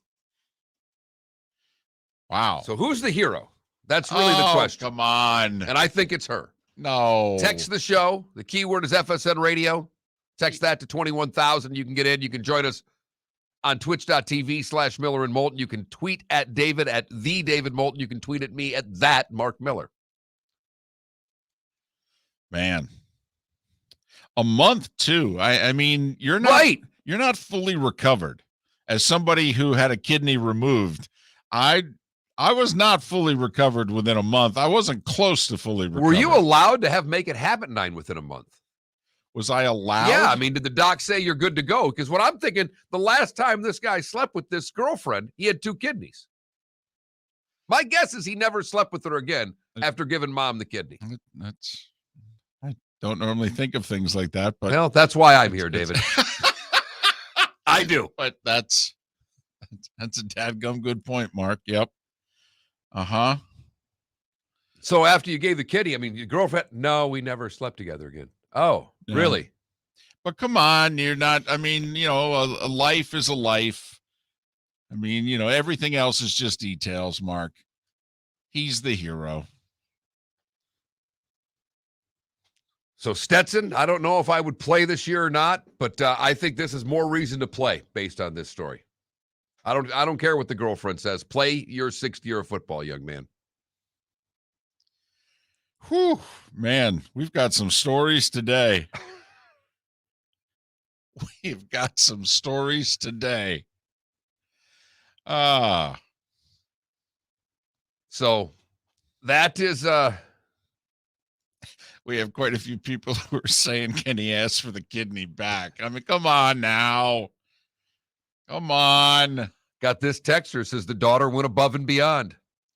Oh, he went above and beyond. Wouldn't be the first woman that faked it in a relationship. Come on now. Yeah, but how good must you fake it to get a kidney for your mom? I mean, she may have a lot of different futures in front of her. Wow. All I know is actually the husband, he better watch out. I mean, that it would scare me, actually. Wait, I married a woman that's that manipulative, all right, that can act that well. I mean, do you ever really think that things are going well? What's the last guy who thought things were going well donated his kidney to my mother-in-law. Imagine the mom and the daughter just going down the list of people who would donate. What about your boyfriend? It's a hell of a point, Felipe.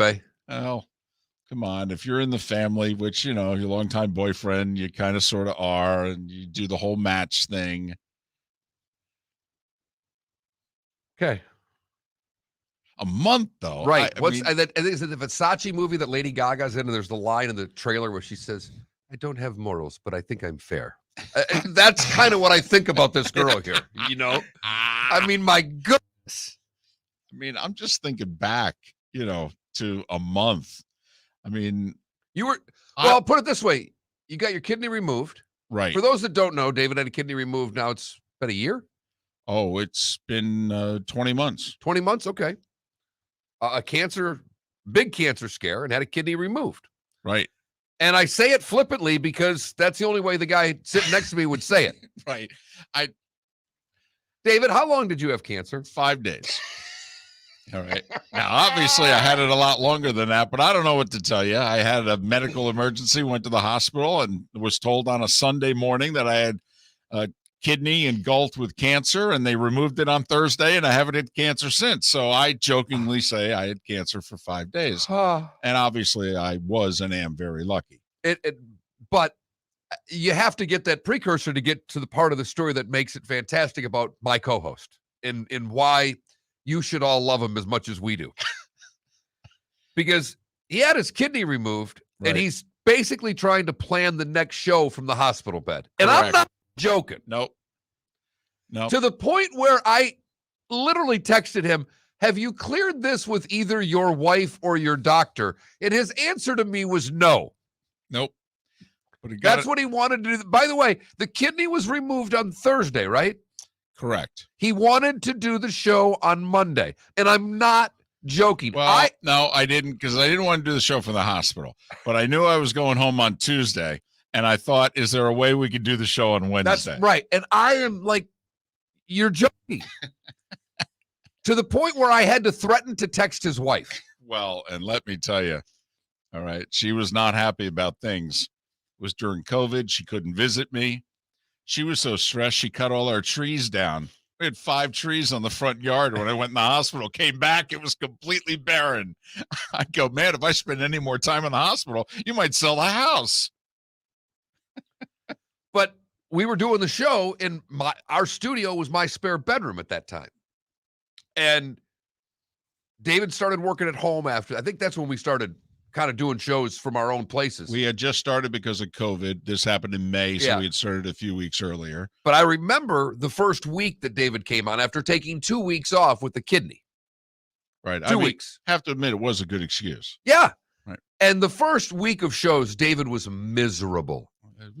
It was not comfortable. Very painful. So all Right. I'm saying, based on watching you, the last time that these two slept together, he had 2 kidneys. Well, and not only that, he's not close to 100% either. No. So that's cold. Breaking up with you, it's like, wait a minute. I mean, they've barely taken the stitches out. I mean, are you really? That's cold. I mean, wait, are you kidding? Dandy from the Twitch chat wants to know, trees trimmed down or cut down? No, completely? gone. Gone. Wow. Strong little lady right there, David. Gone. In fact, this is not a joke. We are pulling down our street, and we are the 5th house on the right, and the people who cut down the tree, their truck is driving by us, okay, as we're going down, and all of a sudden I look and I go, what happened to and then I remember the truck that just went by. I went and I looked at her like, son of a... My tree. Oh, I love the trees too. She always wanted them gone. Well, garage is clean and the trees are gone, David. Exactly. She went out, found somebody, cleaned the garage, and took care of the trees. Miller and Moulton. Marc Trestman. I guess it's back to football. We'll do that NFL football thing next. Thanks so much for being with us. Miller and Moulton, the Florida Sports Network. We've hit the divisional round of the NFL playoffs, and DraftKings, the official daily fantasy partner of the NFL, still has huge cash prizes up for grabs. This week, new customers can get on the game and play free for millions with their first deposit. There are only a few weeks of football left, So draft your squad now. Playing daily fantasy football simple. Just pick your lineup of NFL stars, staying under the salary cap, and score enough points to bring home cash. And with a free shot at millions of dollars in total prizes, you'll feel the action of the divisional round like never before. DraftKings, safe, secure, and reliable. Best of all, you can deposit and withdraw your cash whenever you want. Download the DraftKings app now and use the promo code M&M to play free for millions. That's right. Enter promo code M&M to get a free shot at millions in total prizes with your first deposit. Get in the action for the divisional round only at DraftKings, the official daily fantasy partner of the NFL. Minimum $5 deposit required. Eligibility restrictions apply. See DraftKings.com for details. You are listening to Miller and Moulton on the Florida Sports Network.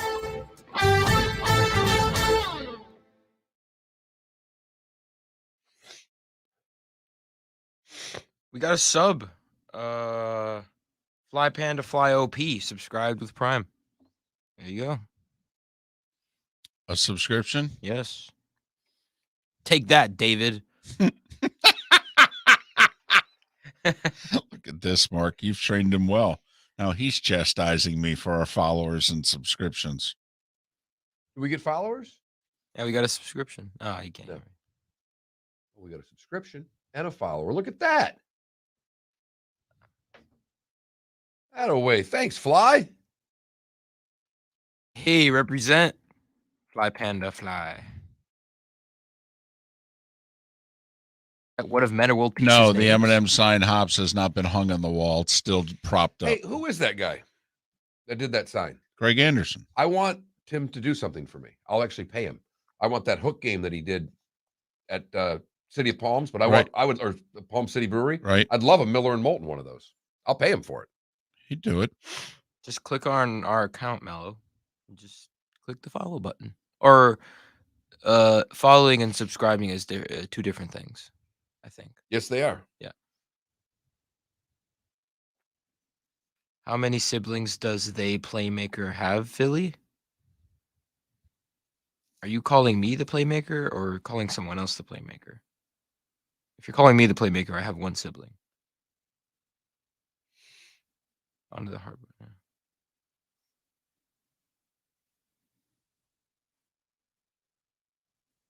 Oh, right.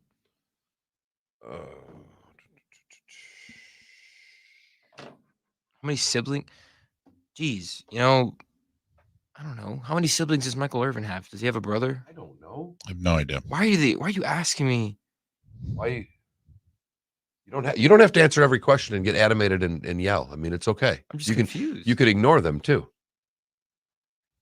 I just feel like as a Canes fan, I should know this. I don't know, Paul. I have no idea to know who's subscribed and who isn't. That's probably on me. But I don't know the answer to that.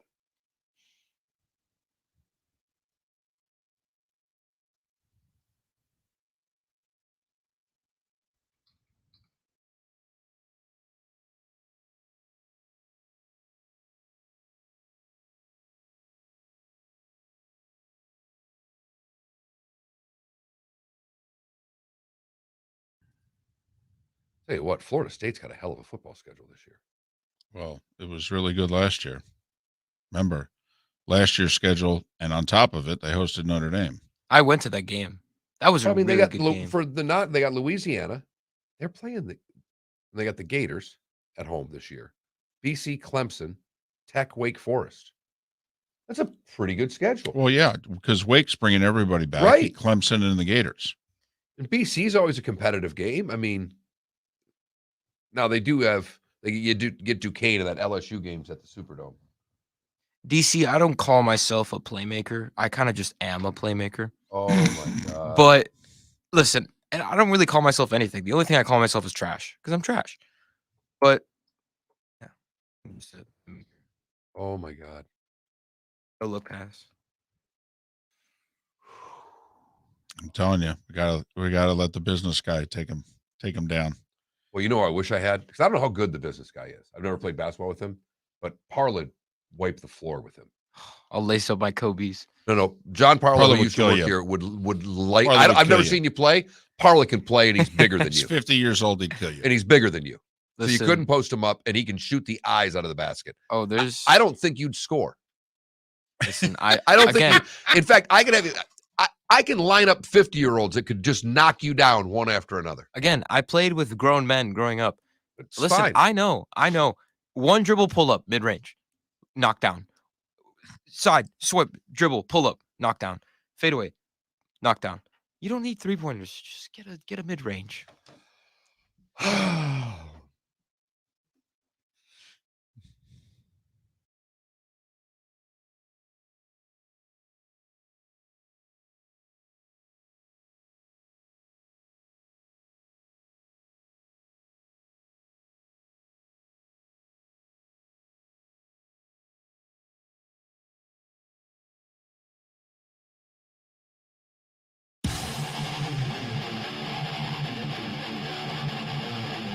'You're listening to Miller and Moulton, exclusively on the Florida Sports Network.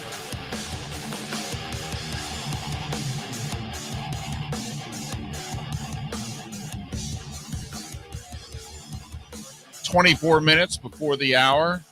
Thanks so much for being with us. Miller and Moulton on the Florida Sports Network, the Florida Sports Network. Roy Cummings will join us in about 25 minutes' time as we zero in on the Bucks playing host to the Rams with Roy in 25 minutes. It's a pleasure to welcome back Marc Trestman, former head coach in the NFL and championship head coach in the CFL. He has contributed to the 33rd Team and the 33rdteam.com all season long. You can follow Marc on Twitter at Coach Trestman. Marc, it's David and Marc. Thanks for your time. How are you? Guys, good morning on this beautiful sunny morning in Southwest Florida. What a way to start the day. Thanks for having me on. Yes, we love the weather here too, and it's been perfect this time of year. Marc, when it gets to this round, this is our favorite weekend of the year for the NFL, maybe our favorite weekend of the year sports-wise. But when you look at this weekend, what's the first thing that jumps out at you? Just throwing it underhanded. What's the first thing about this weekend that jumps out at you? Yeah, what jumps out at me is Justin Herbert isn't playing. That's what jumps out at me. I think we all have lost something over the last few weeks by not seeing him playing over the next few weeks, because he's a marvel to watch, and it's a shame he won't be playing in it. And the other thing is obviously that the quarterbacks are always the focal point, and they should be. But defenses are going to play a big part, and seeing how these coordinators can defend all these great quarterbacks that are playing this weekend. Well, that's interesting you would say that, because you're obviously an offensive guy. You were a quarterback, offensive coordinator, head coach. You got your jobs based largely on, how talented you were offensively. If you were designing defenses today from a personnel standpoint, how would you stop the modern offense? Like, what do you think is the most important thing you have to have on a defense today to even be able to compete? Well, I don't know if I'm talking to David or Mike, but that's a loaded question. You look at the Rams, and they're sitting there with Von Miller and Aaron Donald. That's tough. They've got Ramsey outside. That's tough. When you've got pass rushers and a corner who can cover, that's really hard. On an offense. On the other side of it, I always look at Todd Bowles. He does it with players, but he also does it with scheme. Every week you see a little something different. I think he's proven over time. And with Tom, in Tampa, I think Todd does still get, a lot of, the focal point is on Todd, but he really should get it because he has, used players all throughout his career and gotten the same results, and those are positive results. And so, you want pass rushers, and you want a corner who can cover. And really, in modern football, you really need 3 starting corners, because most teams are playing 3 wide receivers a lot of the time. And so your third corner is just as important as your first, because that third corner can wind up playing outside on your best player, just with motion and movement. Marc, we all think highly of Joe Burrow, but as David mentioned, you played the position, you coached the position. When you see Joe Burrow, what is it you like the most about his game? Well, I think that with all the quarterbacks, that are playing this weekend, the thing that makes them special is they all have the intangibles. They all have it factors, so to speak. They just have a way of getting it done. But, when you just start with Joe with fundamentals, he's fundamentally really sound with his footwork. He's very good at securing the ball in the pocket. He was probably, even as a senior at LSU, he was probably better at protecting the football in the confines of the pocket than most NFL quarterbacks. And he does that as well. He's got tremendous arm talent. He's charismatic, and he's also extremely accurate. And by the way, I could be more excited about the fact that, his coordinator is Brian Callahan, the son of, Bill Callahan, a coach who was one of the best line coaches and best coaches, that I've ever been around. He's in Cleveland right now. And structurally, they have very good structure on offense. They're detailed out. They keep it simple, but they make it look complex. So, he's got it all. Plus, let's not forget, he's got two tremendous receivers and a running back and a line that's protecting him. They have surrounded him with exceptional talent, game-breaking talent, playmakers.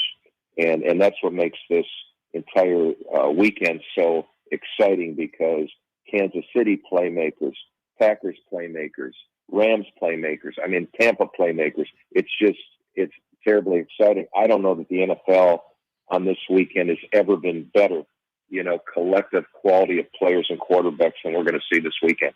Marc Trestman, be it that Justin Herbert won't be playing.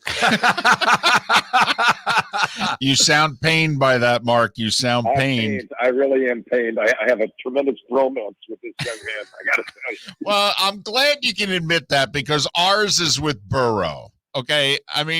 There's so much love for Joe Burrow with this show. Hell, my mom texted in and said she has a grandma crush, on Burrow. So we understand your pain, Mark. Yeah, I love Burrow too, and I think that there is a difference between the two that are appealing to both. When you look at Herbert and you listen to him, tremendous confidence, quiet confidence, and humility. You don't sense the charisma when he's in front of a mic like you do with Joe. I think one of the things that, makes Joe so endearing, he is over the top authentic with who he is. He's not afraid. He is truly a Generation Z player.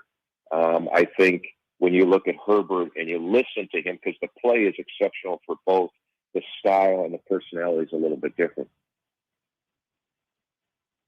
Mark, wanted to get into, because you were head coach of the Bears, head coach of a couple of CFL teams, but specifically with the Bears, because you also interviewed for a few other jobs in your career.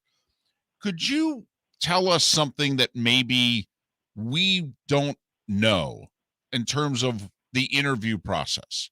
All right. Because, all right, we get, the preliminary meeting, but you're brought in for the second meeting.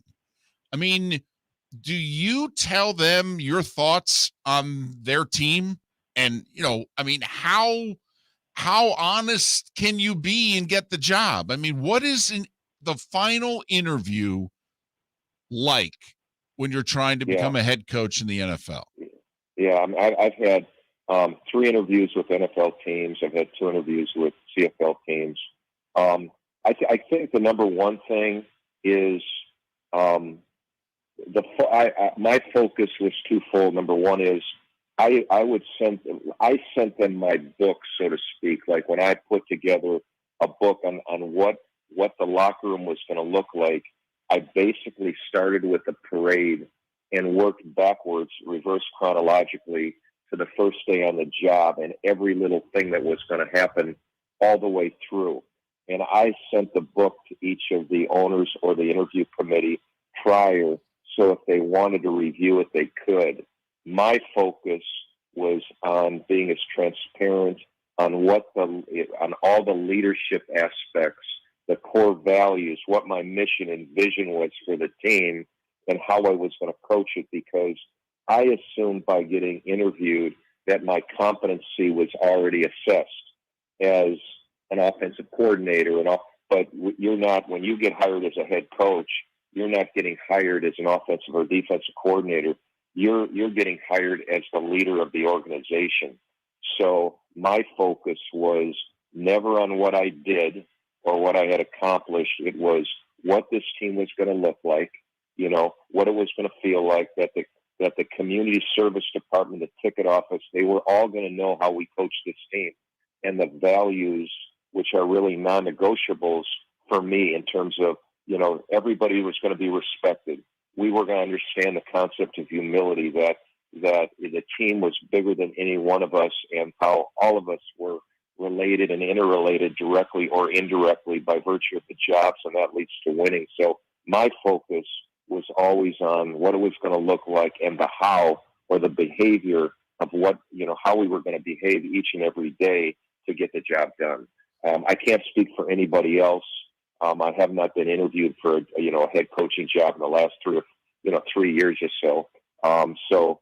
I can't speak for it, but I tried to stay away from answering, talking about me unless I was asked, and gearing it towards the 30,000-foot view of the locker room. All right, let's just, for the sake of argument, say I'm Chris Greer and Stephen Ross right now, Mark, and I'm interviewing you for the Dolphins job, and I say, what is your assessment of Tua, and how would you go forward with him? By the way, they ought to be, but on another. Well done, sir. Okay. And in fairness to Tua, if I knew I was going to get interviewed by the Dolphins, and that would be a big question, I'd have to do a deeper search on it. I would feel like I would be right now, answering the question, being transparent. I don't think I would do our audience or the Dolphins or you a service by commenting on that, because I just haven't watched him enough. Interesting. Now, did you feel this way about Herbert when he was still at Oregon, or is this something that's overcome you in his 2 years in the NFL? No. I mean, I did Herbert, I did Burrow, and somebody that you don't hear a lot about, I did Davis Mills. I did Mac Jones. So I did look at all of them. I thought Herbert was a no-brainer, Burrow a no-brainer. I thought the interesting pick was Mac Jones. Mac Jones was exactly who the Patriots wanted him to be. He is that Mac Jones, and I think Josh McDaniels has done a great job. They wanted a guy who they could do what they did with Tom Brady. Now, whether the intangibles will show up, that's still yet to be determined. But I think the Patriots got exactly who they thought they would get. And I'm looking forward to seeing the development of Davis Mills, because coming out, I really thought he had arm talent, leadership, courage, ability to intangibles, it factor, accuracy, leadership qualities, all of it. And he showed some of that this year on a team that was poorly talented. So I'm looking forward to, his progress. I thought, as of the rookie quarterbacks, I think he showed he could, I think it's going to be tough ever to measure up to Herbert or Burrow, but I think he can play winning football. And if he gets some talent around him, who knows?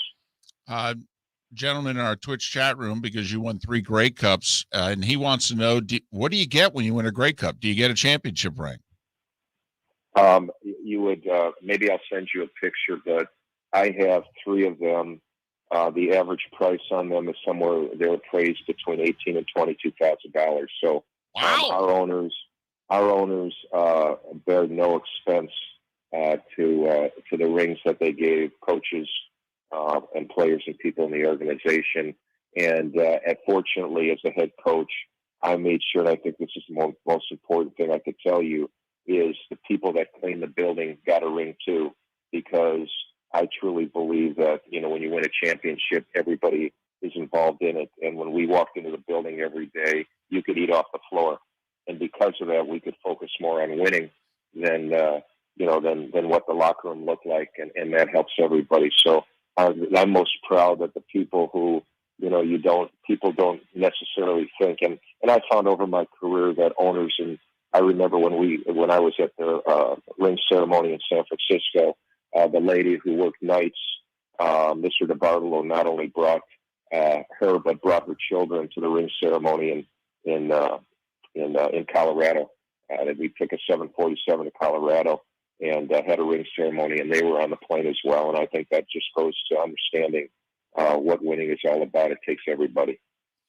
And Mark, a final question. You sent out a tweet a few days ago when word came out that the Vikings were interviewing Catherine Raish for their general manager's job. And you said, hey, I've worked with her. She's a special talent. You also did a podcast with her back in September.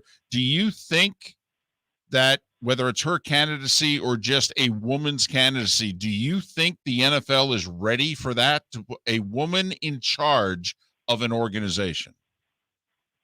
I don't even look at, I just think when I look at Catherine, she's a candidate for the general manager job because of her talents. I don't look at her by gender at all, and I don't think we should. If you spent an hour with her, she would blow you out of the room. She's so good at what she does. And she's an exceptional talent, exceptionally bright, has great empathy, high integrity, super intelligence, and great understanding of the game on all levels. She's just ahead of her time. She's a special talent. Mark, we appreciate your time. Thank you very much. You can follow Mark and some of his work at the33rdteam.com, the33rdteam.com. Also follow him on Twitter at Coach Trestman. Mark, hopefully we can do this again. Yeah, you guys are great. I really appreciate it. It's been a privilege to be on this morning, guys. Take care. Thanks, Coach. Marc Trestman joining us here on Miller and Moulton. 3 Grey Cup championships, Montreal and Toronto. I will say I wanted the Tua answer, but I loved his honesty of saying I'm not going to do anything for your audience. Interesting what he said about Mills. Yeah. It's also interesting that he only did the deep dives, and I'm guessing a team paid him to do so, but he did it on Burrow, and he did it on Herbert, and he did it on Mills, and he did it on Mac Jones. Love the fact that he just flat out admitted his bromance with Herbert. That's awesome. That's fantastic. Right. We had moved on, and he doubled back and said, I'm still sad. Oh, Justin Herbert. One of the first points he made, too. I mean, he's not wrong. Herbert should be in the playoffs. Well, he could blame his head coach. Ooh. Hey, no, keep going for it. Just keep going for 2. Shouldn't have just called that keep time going. out. It's not just the last game of the no, year it's either. Not. That's Did the point. It against the Chiefs a couple weeks earlier. Blew that game. Just keep going for 2. Teams nowadays, the best offensive teams, I don't know where this inspiration came from, but they're all going for 4th just because of their confidence. Well, it's analytics. Yeah. Analytics is taking over sports. And Staley believes in it, and that's great. My argument for him would be analytics is over a big sample. It's over a long period of time. This is a specific solo moment in time right here. And analytics also encompass everybody, the bad teams, the good teams that you've played, not the team you're playing right now. If you've played 16 games against that team, then I'm really interested in what the analytics say. But if they're over the course of the whole season for every game that's been played, I'm not as interested. I'm not. And if your field goal kicker is Justin Tucker, okay, I think it changes the equation. Lamar, you want to go for it? Okay, let's go for it. Miller and Moulton. Roy Cummings is going to join us coming up here at the top of the hour. Bucks, Rams, Sunday at 3:00. Tampa Bay holding firm as a 3-point favorite. We'll get Roy's thoughts. I'll bet he's worried. He should be. I agree. I'm worried about the Bucs right now. That offensive line is banged up. We'll find out about their health and see what Roy thinks about the Bucs and the Rams when we come back. Miller and Moulton right here on the Florida Sports Network. Bring your big mouth to John Smith Subs and indulge in their overstuffed subs with the freshest quality ingredients. Enjoy our famous steak bomb with perfectly grilled marinated sirloin steak topped with provolone cheese, grilled onions, peppers, mushrooms, crispy bacon, juicy tomatoes, and creamy mayo. Boom! Made-to-order crispy fries can be paired with the Gator, the Cuban, the Chicken Bomb, or the Italian. Love local. Eat delicious with John Smith Subs. Find a John Smith Subs location near you today. The Firestone Grand Prix of St. Petersburg, presented by RP Funding, roars through the streets of beautiful downtown St. Petersburg, February 25th to the 27th. 3-day tickets are on sale now at gpstpete.com. It's fast, fun, family entertainment jam-packed into 3 days. The weekend is highlighted by the NTT IndyCar Series race taking the green flag on Sunday afternoon. It all happens at the Firestone Grand Prix of St. Petersburg, presented by RP Funding, February 25th to the 27th. Get your tickets at gpstpete.com to secure the best seats.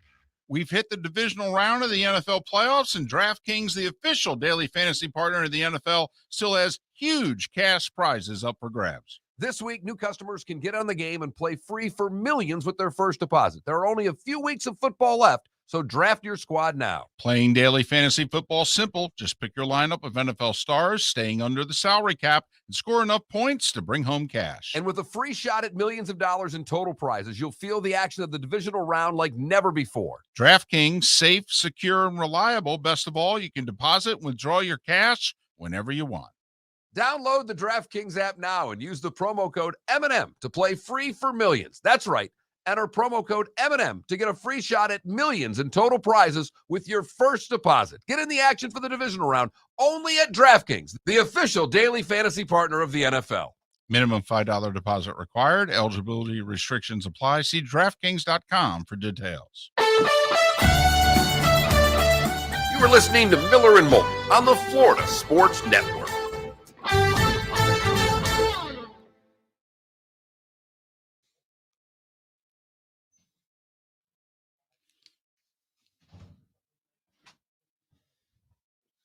Twitch family.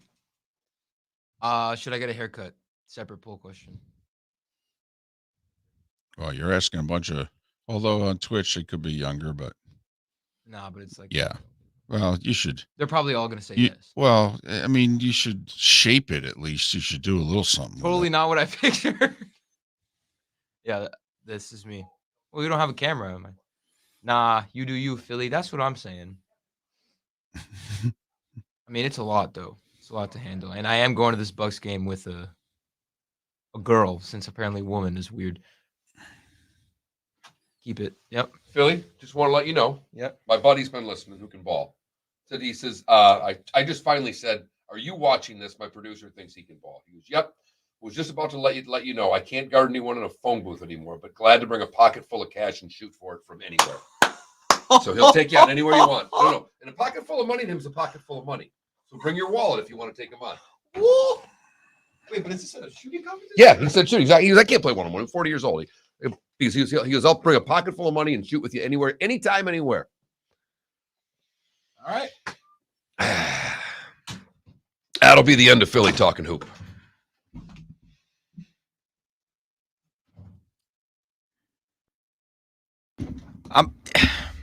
I will say, though,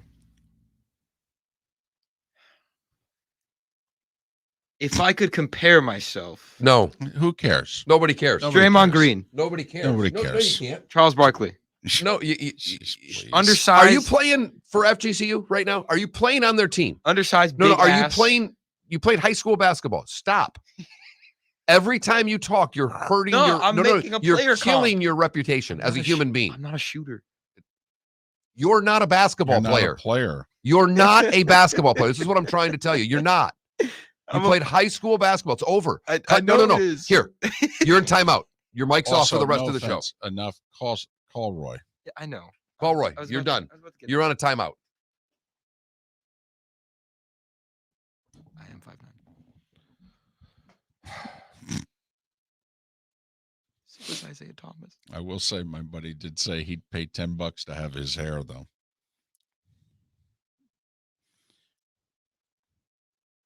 Bob, I don't know if he could beat me, Trenton. I'm telling you right now. Bob, it's I the played hair I dirty. had in college. Come on now.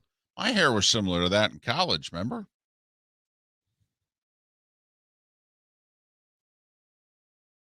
This is the Muggsy Bogues of Southwest Florida.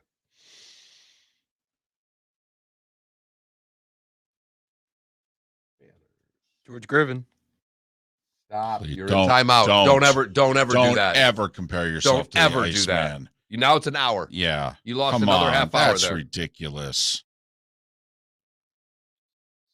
Finger rolls right now. Oh, I know. He didn't even dunk. He was so cool.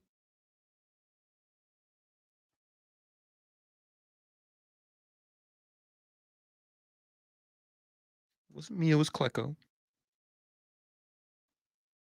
You're in timeout. George Gervin. That's just so outrageous. Outrageous.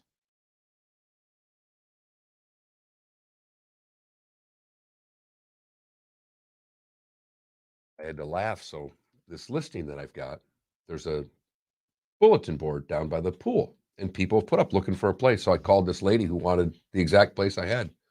I told her the price, and there was just this long pause. Right. She went,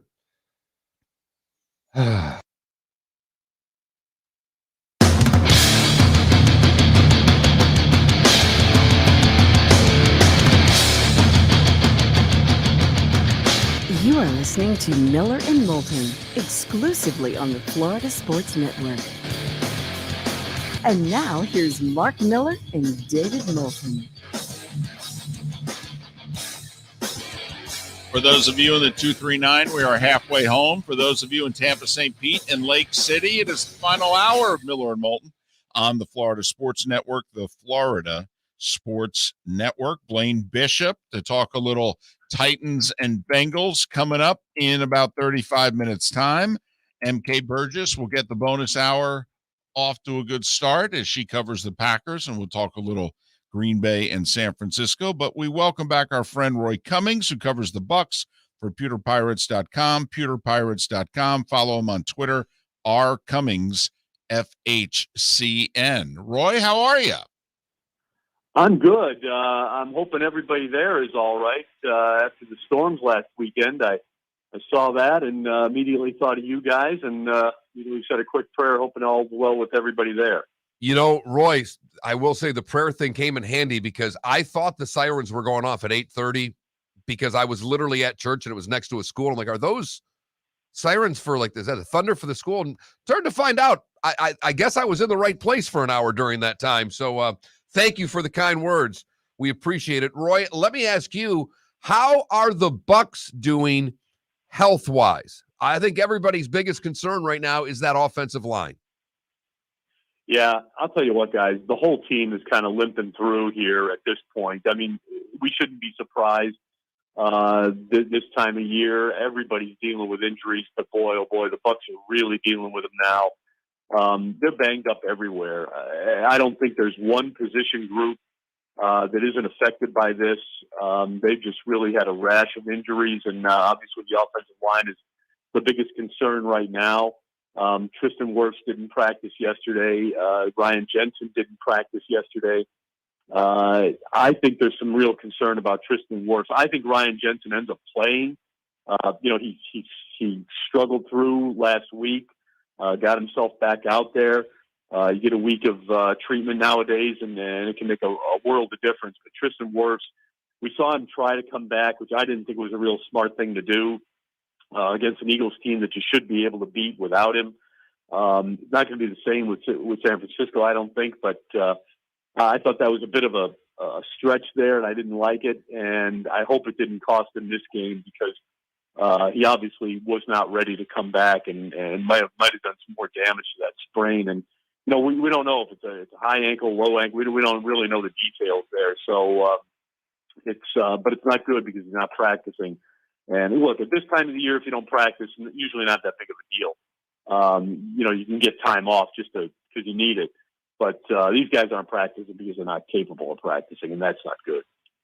Well, and Roy, sometimes, sports does the circle of life in a year or two period of time. And I do find it, I don't know if ironic is the word, but, Tampa Bay was really healthy last year in the playoffs and got healthier because they got Vita Vea, midway through their playoff run. And we're seeing just the opposite now, where they faced some teams last year. Green Bay had a couple of key injuries. Kansas City, obviously, with the tackles. It seems as if that little bit of good fortune that you need to win a championship, the Bucks don't have it this time around.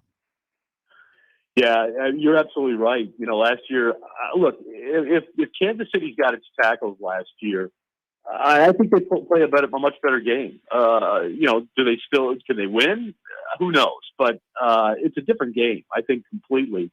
and the Super Bowl if they've got their tackles. And now I think it's very similar. And look, even if these guys, even if Tristan Wirfs and Ryan Jensen, and take your pick of whoever it may be, it could be Jason Pierre-Paul or Shaq Barrett or anybody that's kind of banged up. If they get to the game, that's one thing. Can they get through the game is really the bigger question. So you've got to get those backups ready. And look, one thing I think we know about the Bucs is that they are a deep football team. We've believed for a while now that they're very deep at running back. They've gone through that depth, but they're deep at receiver. We've seen that. They're deep in the secondary. We've seen that. They're deep at linebacker. We've seen that. How deep are they on the offensive line? Well, they were deep enough to beat the Eagles, but are they deep enough to beat a very good and tough Rams team that's feeling pretty strong right now? Well, we'll find out Sunday, but it's a test for sure. Obviously, they played before. The Rams were pumped up for that game. It was, it's a regular season game. It doesn't matter the way playoff games matter. But when you look at how the Rams will attack the Bucs with the injuries and where they are now, where do you think Tampa's most vulnerable? Is it the same as before? Is this going to be a Stafford game? Or do you think that with Cam Akers back, that they're actually going to have the ability to run it? Look, I think teams have shown an ability to run against the Buccaneers. I thought the Eagles made a big mistake by abandoning their game plan last week after they were down by a couple of scores. And, that's kind of the MO in the NFL. You're down 2 or more, and suddenly if you're a running team, you start throwing it, but usually that just buries you deeper. And I think that's exactly what happened with the Eagles. I think you can run on Tampa Bay, especially with the injuries that they're dealing with up front. If Jason Pierre-Paul is not 100%, if Levante Davis is not 100%, I think you can run on these guys a little bit. I know the numbers suggest that the Bucs are very strong against the run, but that's because most teams are behind and they have to throw. They don't run that much. Look, the Bucs are no different than anybody else. They can get worn out physically if you play some power football against them, and it's tough against Vita Vea. But if you can somehow take care of him or run it outside, if you've got the speed, and I think they've got the speed with Cam Akers and the crew of backs that they have, I think they can do it. So, yeah, I think they can attack them, on the ground, through the air. This is a varied offensive attack that I think could give the Bucs fits. And just as it did, in week 4, back in November, I think it could give the Bucs fits, and I think it could be a real problem for them. Well, and I'll even go back to last year, because the Rams beat them in Tampa in late November last year and put well over 400 yards of offense up on them.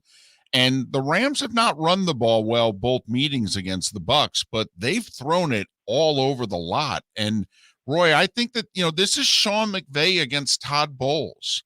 And if I'm Bowles and my staff, don't we have to try to approach them differently than we have? Because they have torched us the last 2 times we've played them.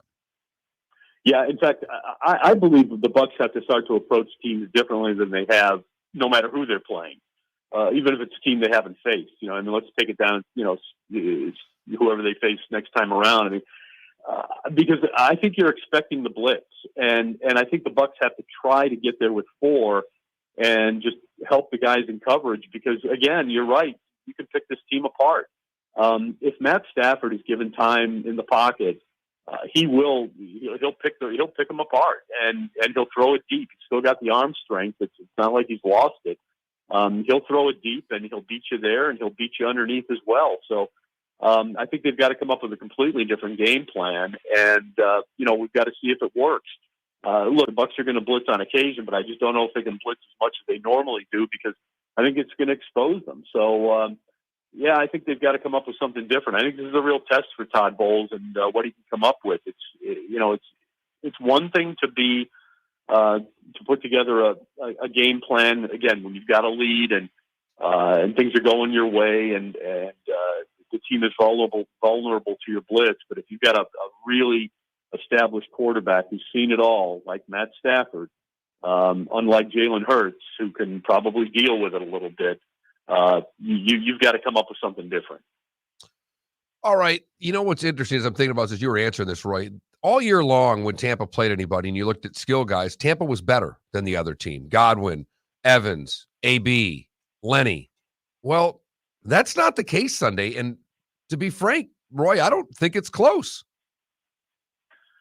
Yeah, I can't argue. Well, look, the one thing is Tampa's got the better quarterback. All right, let's start with that. Absolutely. And that what's that? Absolutely. Yeah, but do they have the better running backs? No, not right now. Do they have the better defensive line? Maybe not. Do they have the better secondary? That might be no. I'll say no. I'll just say no because I don't think the Bucs have the playmakers that they certainly haven't shown it to be this year. The playmakers that the Rams have. Running backs, yeah, we talked about that. Receivers, look, I think the Bucs match them there, and with the quarterback, and maybe that ends up being the difference maker. But I just think the Rams just seem to have a little bit on the Bucs, as you said. Beat them last year, beat them this year. Maybe it's coaching, I don't know, but this is the team that I have said all along this year that I've been asked repeatedly. It seems, who do you fear most for the Buccaneers going into the playoffs, down the stretch, and everything? And it's been the Rams. I believe they're a Super Bowl contender. I don't know that they're as strong as the Bucs, but I seem to think they have the Bucs number. Tampa Bay has scored 24 points in both meetings the last 2 years and lost them both. 27-24 in November of 2020 in Tampa, 34-24 third week of this season in Los Angeles. And Roy, once again, the whole circle of life thing, Raheem Morris as defensive coordinator of the Rams coming to Tampa, obviously a little storyline there, and he brings a defense that is the type of defense you would set up to face the Bucs because they can get pressure with 4. They can get pressure on the inside, obviously, with number 99. And with the injuries at wide receiver for Tampa, they've got an elite corner. I mean, you got to figure Ramsey's going to follow Evans 75% of the time around this field. Oh, absolutely. And as you said, I mean, look, they've got, or I said it, I guess, they've got playmakers back there. Jalen Ramsey, it's a good, strong group, and it's a fairly deep group in the secondary. And you know that the front line is tough. I mean, they're going to have to game plan for Aaron Donald. And even if you game plan for him, usually it doesn't matter. He's going to get to you at some point anyway. So, and Raheem's a smart guy. Look, there's a reason, he became a head coach at one point. He's always been a very smart coordinator. He really comes up with a lot of very good schemes. This is as much a battle of minds between him and Todd Bowles or him and Byron Leftwich, I guess, as it is Todd Bowles and Sean McVay. So this is going to be, there's so many little one-on-one matchups that won't take place necessarily on the field, but in the game planning department, that it's so intriguing. This is really going to be an interesting game in a lot of ways. Roy, thanks so much for your time. We appreciate it. Well, enjoy another home game, Roy. I mean, my goodness, you went 15 years. You didn't get one of them in the playoffs. Now you're getting 2 back-to-back. It's amazing. We're not quite sure how to act around here. I still have vivid memories of the last playoff home game before these playoff home games. So, it's nice to be able to play these big ones at home and not have to travel too far. Roy Cummings, pewterpirates.com. Follow him on Twitter, rcummingsfhcn. Roy, be well. We'll talk soon. Thanks, guys. Appreciate it. Roy Cummings, kind enough to join us here on Miller and Moulton. We'll react to some of what he had to say. Blaine Bishop is joining us in 20 minutes, former Titans standout. He's part of the Titans broadcast team. We'll look ahead to Cincinnati and Tennessee in 25 minutes with Blaine Bishop here on Miller and Moulton, the Florida Sports Network. Hey, it's Mark Miller for the Training Grove by Orange Whip Golf, where golfers go to get better. Improve your golf game from home with Orange Whip Golf and Fitness online swing training program. The The Training Grove. With a growing swing training video library and a daily program prescribed by golf fitness professionals, The Grove provides a clear path to unlock your most powerful swing, giving you control of your game like never before. Join thousands like me who have finally found a way to achieve results in half the time of traditional game improvement methods with The Grove's revolutionary blend of golf fitness, instruction, and award-winning Orange Whip products. Go to orangewhipgolf.com to get started for a free 14-day risk-free trial and use code Miller10 to get $20 off your first month. That's orangewhipgolf.com to get started for a free 14-day risk-free trial. Remember to use code Miller10. That will get you $20 off your first month. The Training Grove by Orange Whip Golf, where golfers go to get better. You are listening to Miller and Moulton on the Florida Sports Network.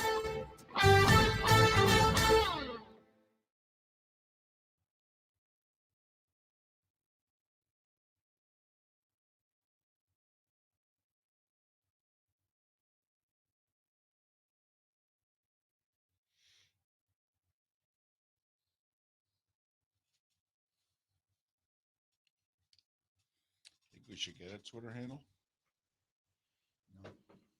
No, because who's going to do it? Right. No, it's a good point. Unless you want to. That's funny. Good point, RCB. No, great point. And Higbee's a good tight end, but that's a great point.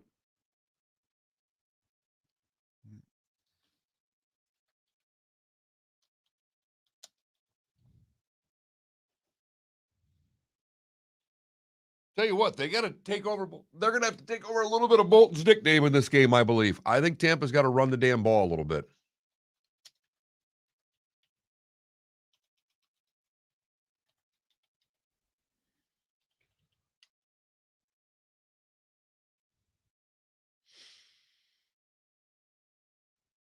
Wow. Well, what I find interesting is why announce it now? I don't understand that. Announcing that you're turning pro midway through the season. That I don't understand. That's like a cry for attention, which she's already getting a lot of attention. She's on every list that you can be on, and they're nationally ranked. I mean, she's getting a decent amount of attention. And I'm not saying this as somebody that would like her to stay because I want FGCU to do well. But, I've seen a couple of player rankings. This is a really deep draft in the WNBA. I mean, I've seen her ranked 15th. That's not the first round. That's a mid-second round grade. I mean, it also goes to show you how much better the league is from when Whitney Knight was drafted just 6 years ago and she went 13th. And Kirsten Bell is a much better player than Whitney Knight. Whitney was good. And Whitney was good and went 13th. And there are projections that Kirsten might not even go 13th. Hey, thanks for the follow, Shane. That's got us to 684, David. I'm hitting my number. I'm telling you right now. Not a doubt in my mind. $1,000 by the 4th. For $1,000. I'm kidding.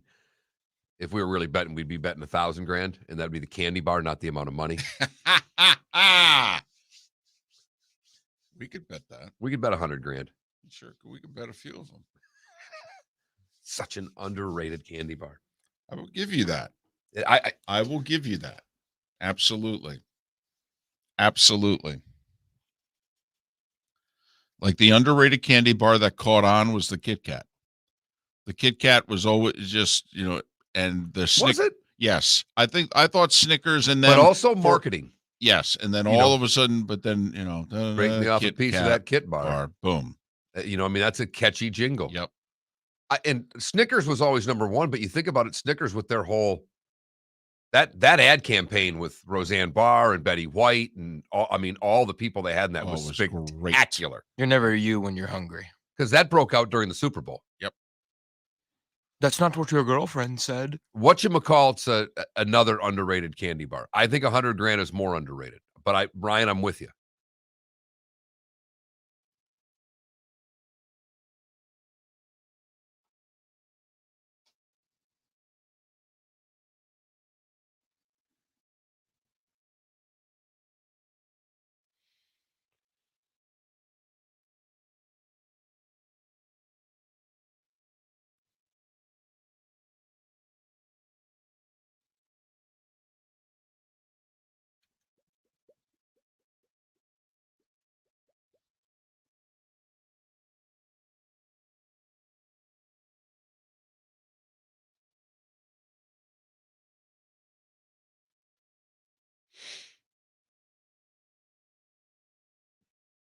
10 seconds.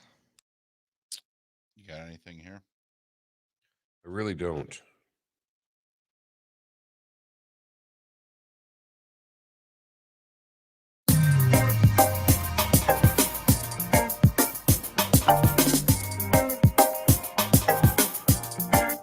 Welcome back to Miller and Moulton, only on the Florida Sports Network.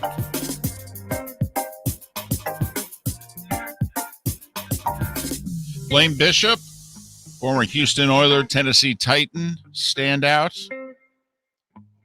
And now he's part of the Nashville Titans broadcasting scene. He will join us in about 15 minutes' time here on Miller and Moulton, the Florida Sports Network, the Florida Sports Network. Our poll question, don't know if you heard the news, Stetson Bennett IV has one more year of eligibility left because he can cash in that COVID year.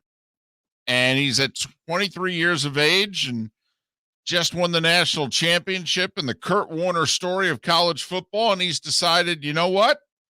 One more year. Let's do this. And we ask you at that Mark Miller and at the David Moulton on Twitter, go vote on our poll question. What would you do? Ride off into the sunset or be big man on campus for another year and see how this thing ends? And trust me, there are no production meetings prior to Miller and Moulton doing a show. We do not pan out bits and decide what one's going to say and what the other's going to say. And as much as I have been advocating for Stetson Bennett to ride off into the sunset and be done with football, I'd play. I would. 52-year-old Mark Miller would ride off into the sunset. 23-year-old Mark Miller would have continued to play football. There's not a doubt in my mind. And you said the same now as you would have thought then. Yes. This is not 56-year-old David answering this. This is answering it if I was 20, 21, 23. I would have moved on because like Stetson Bennett, who I think deep down knows that he does not have a pro quarterbacking career ahead of him. I knew, even though I was, part of a team in college and all that, I knew that my future was in sports casting. And that's what I wanted it to be. So I darn near dropped out of school because I got a job before my senior year of college, a full-time job on television. I did walk that summer when I got the job. You were big man on campus. I was on TV. Yeah. As a good friend of mine said, you are the oldest 21-year-old I know. Because I was always walking around. You would have been proud of me. I was always walking around in a shirt and a tie. I was skinny then. I had good clothes. I looked decent in them. All right. Yeah. I know. It's very difficult for you to envision. No, it's not at all. I'm trying to delicately go to where I want to go. Wait.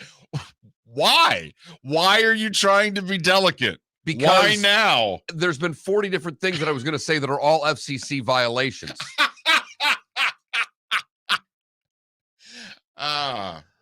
But I am curious, back in the mid-'80s. Right, 86. With a skinny tie, by the way, because that's what was in, a bad skinny tie. I never wore the skinny ties. No, but it was skinnier than they are now. Yes, that's true. Any knit ties? Were the knit ties still big then? That horrible knit tie that I had to wear in high school a lot?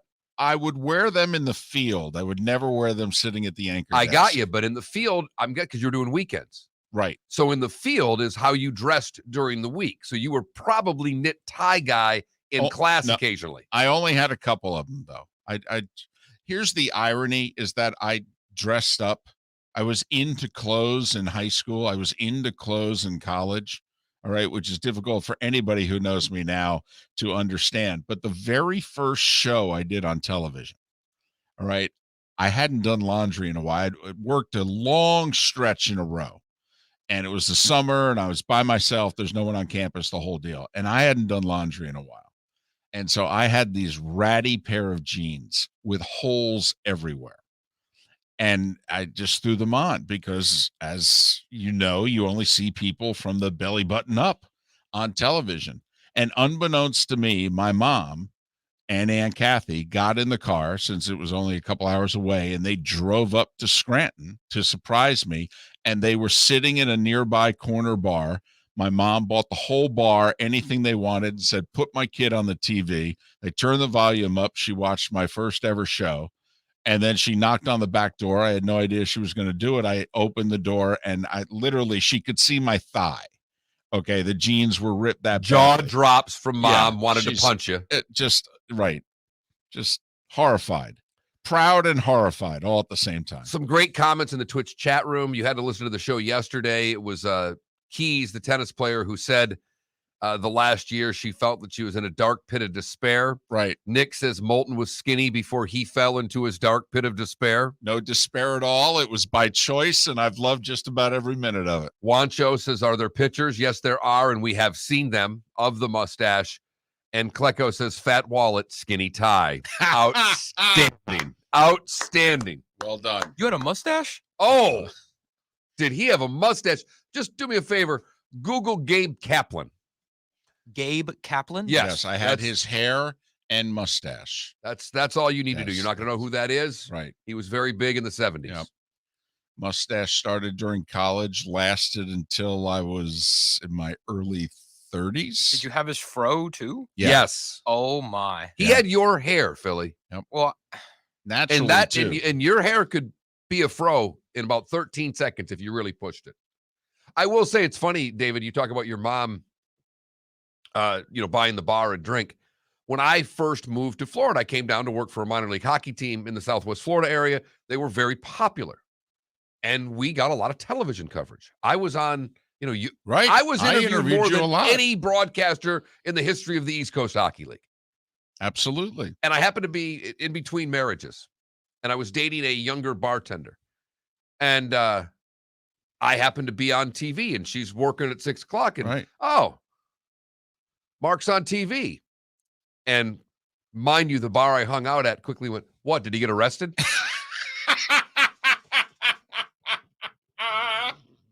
That puts you in your place in a hurry, right? Yep. Yep. Went from Mr. Big Man on campus to... So that's our poll question. All right, Stetson Bennett, he's coming back. What would you do? Would you have ridden off into the sunset and gone on with your life? And as we've been joking for a week and a half, opened up that insurance agency and just started raking in the bucks? And the funny thing is, if you go on Georgia social media, Dogs fans, you would think national championship and the quarterback decides to come back and play one more year. Not every Georgia fan's happy. They're like, we really appreciate what you did. You do know we have like 2, 3, 5 stars lined up here. You're getting in their way. They may transfer. What are you doing? Can I give my 21-year-old opinion on this? Yeah, what would you do? So, how good is Georgia's recruiting class this year? It's great. Outstanding. They're one of the top 3 recruiters every year. It's Georgia. Yeah. Who's to say we don't repeat? Well, there's no doubt about it. There's no question. No I doubt would about stay. it. They're going to go 12-0. Right. I would stay and play my you-know-what off, and who knows? There you Maybe he gets in the draft. No. Well, no. That's not going to change. I would hope that he and the people around him realize he is not an NFL quarterback. No. But there's nothing wrong with having a legendary college career. And when I mean nothing wrong, I mean it's probably one of the 10 best lives you can have. There's, as you said earlier on with this poll question, this isn't one where there's a wrong answer to. No. There are times in which we are baffled by the outcome of a poll question.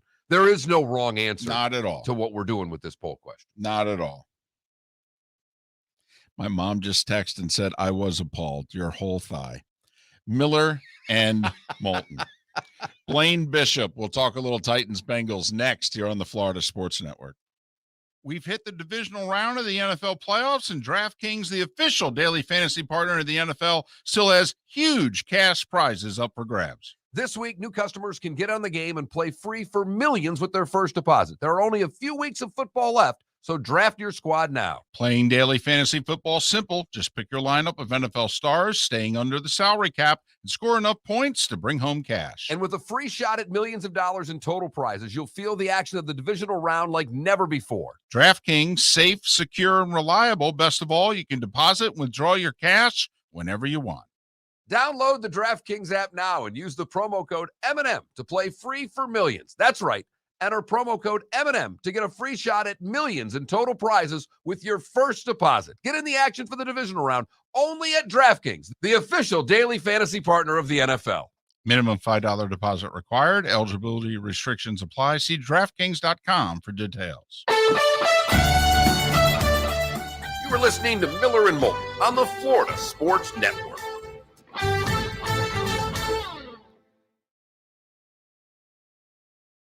And she said, the cutest thing, okay, you do your sportscast, and I made them turn up the volume on the bar. And she actually tells a great story. The TV wasn't working. They had to get it working in time, the whole deal.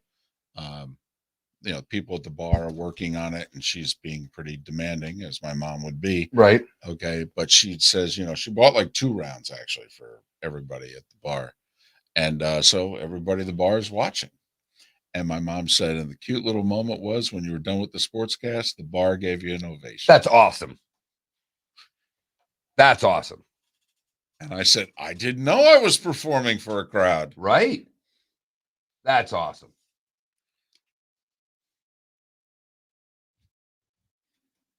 It was not Pete Bordy's, by the way. It was a different bar that was right near the station. Pete Bordy's, by the way, 15-cent drafts back in the day. 10 and 15-cent drafts. Every day? Holy. Oh, yeah. Every day. By the way, were there people that came to the bar, and I know you bartended a few of these places, that would order a shell, which meant a draft beer? Give me a shell. It's just a small. Pete Bordy's had them. Pete Bordy's had the little 7-ounce, very skinny glasses. Yeah, yes. shell. Bordy's had them. And they only place I knew of in Scranton that had them. But you never had someone say order a shell from you. No, because the place I bartended at never had those. Gotcha. But it's also a town where, Scranton's such an old school town that. Right. Anybody else have ever heard of a draft beer as a shell before? I've never heard of that. You're 21. Of course you haven't. Right. I mean, no. Okay. I'm not. You're still grounded. I don't even know why you're talking. Don't know why you were talking. Golly, it's funny. My sweater is a Scranton reference. I see that. Yep. There you go.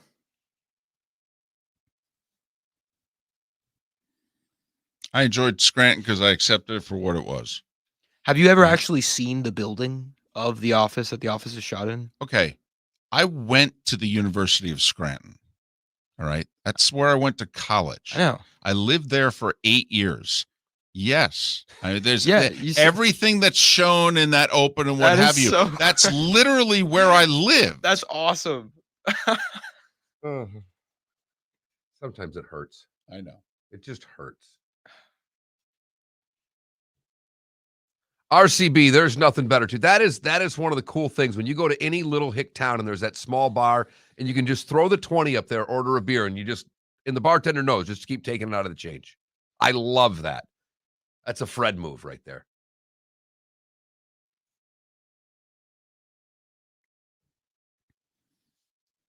Slipknot, David? Someone's asking. Is that like a normal how you tie your tie? No, Slipknot. It must be a place in Scranton. I don't recall the Slipknot, to be honest with you. I mean, I was a college kid, and then I was in my early 20s. I went to the dive bars, the Wine Cellar, O'Toole's, Pete Bordy's, the pool hall.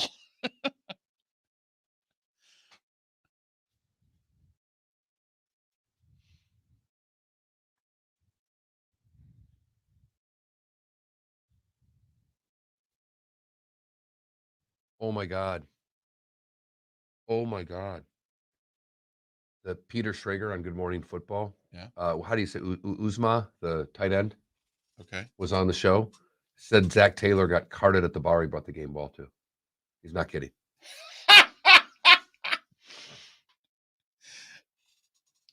Oh, that's funny. That's really funny.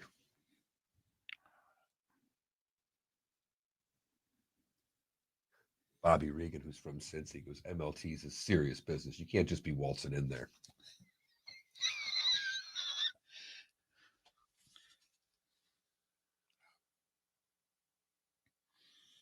Blaine's on hold, and we got 30.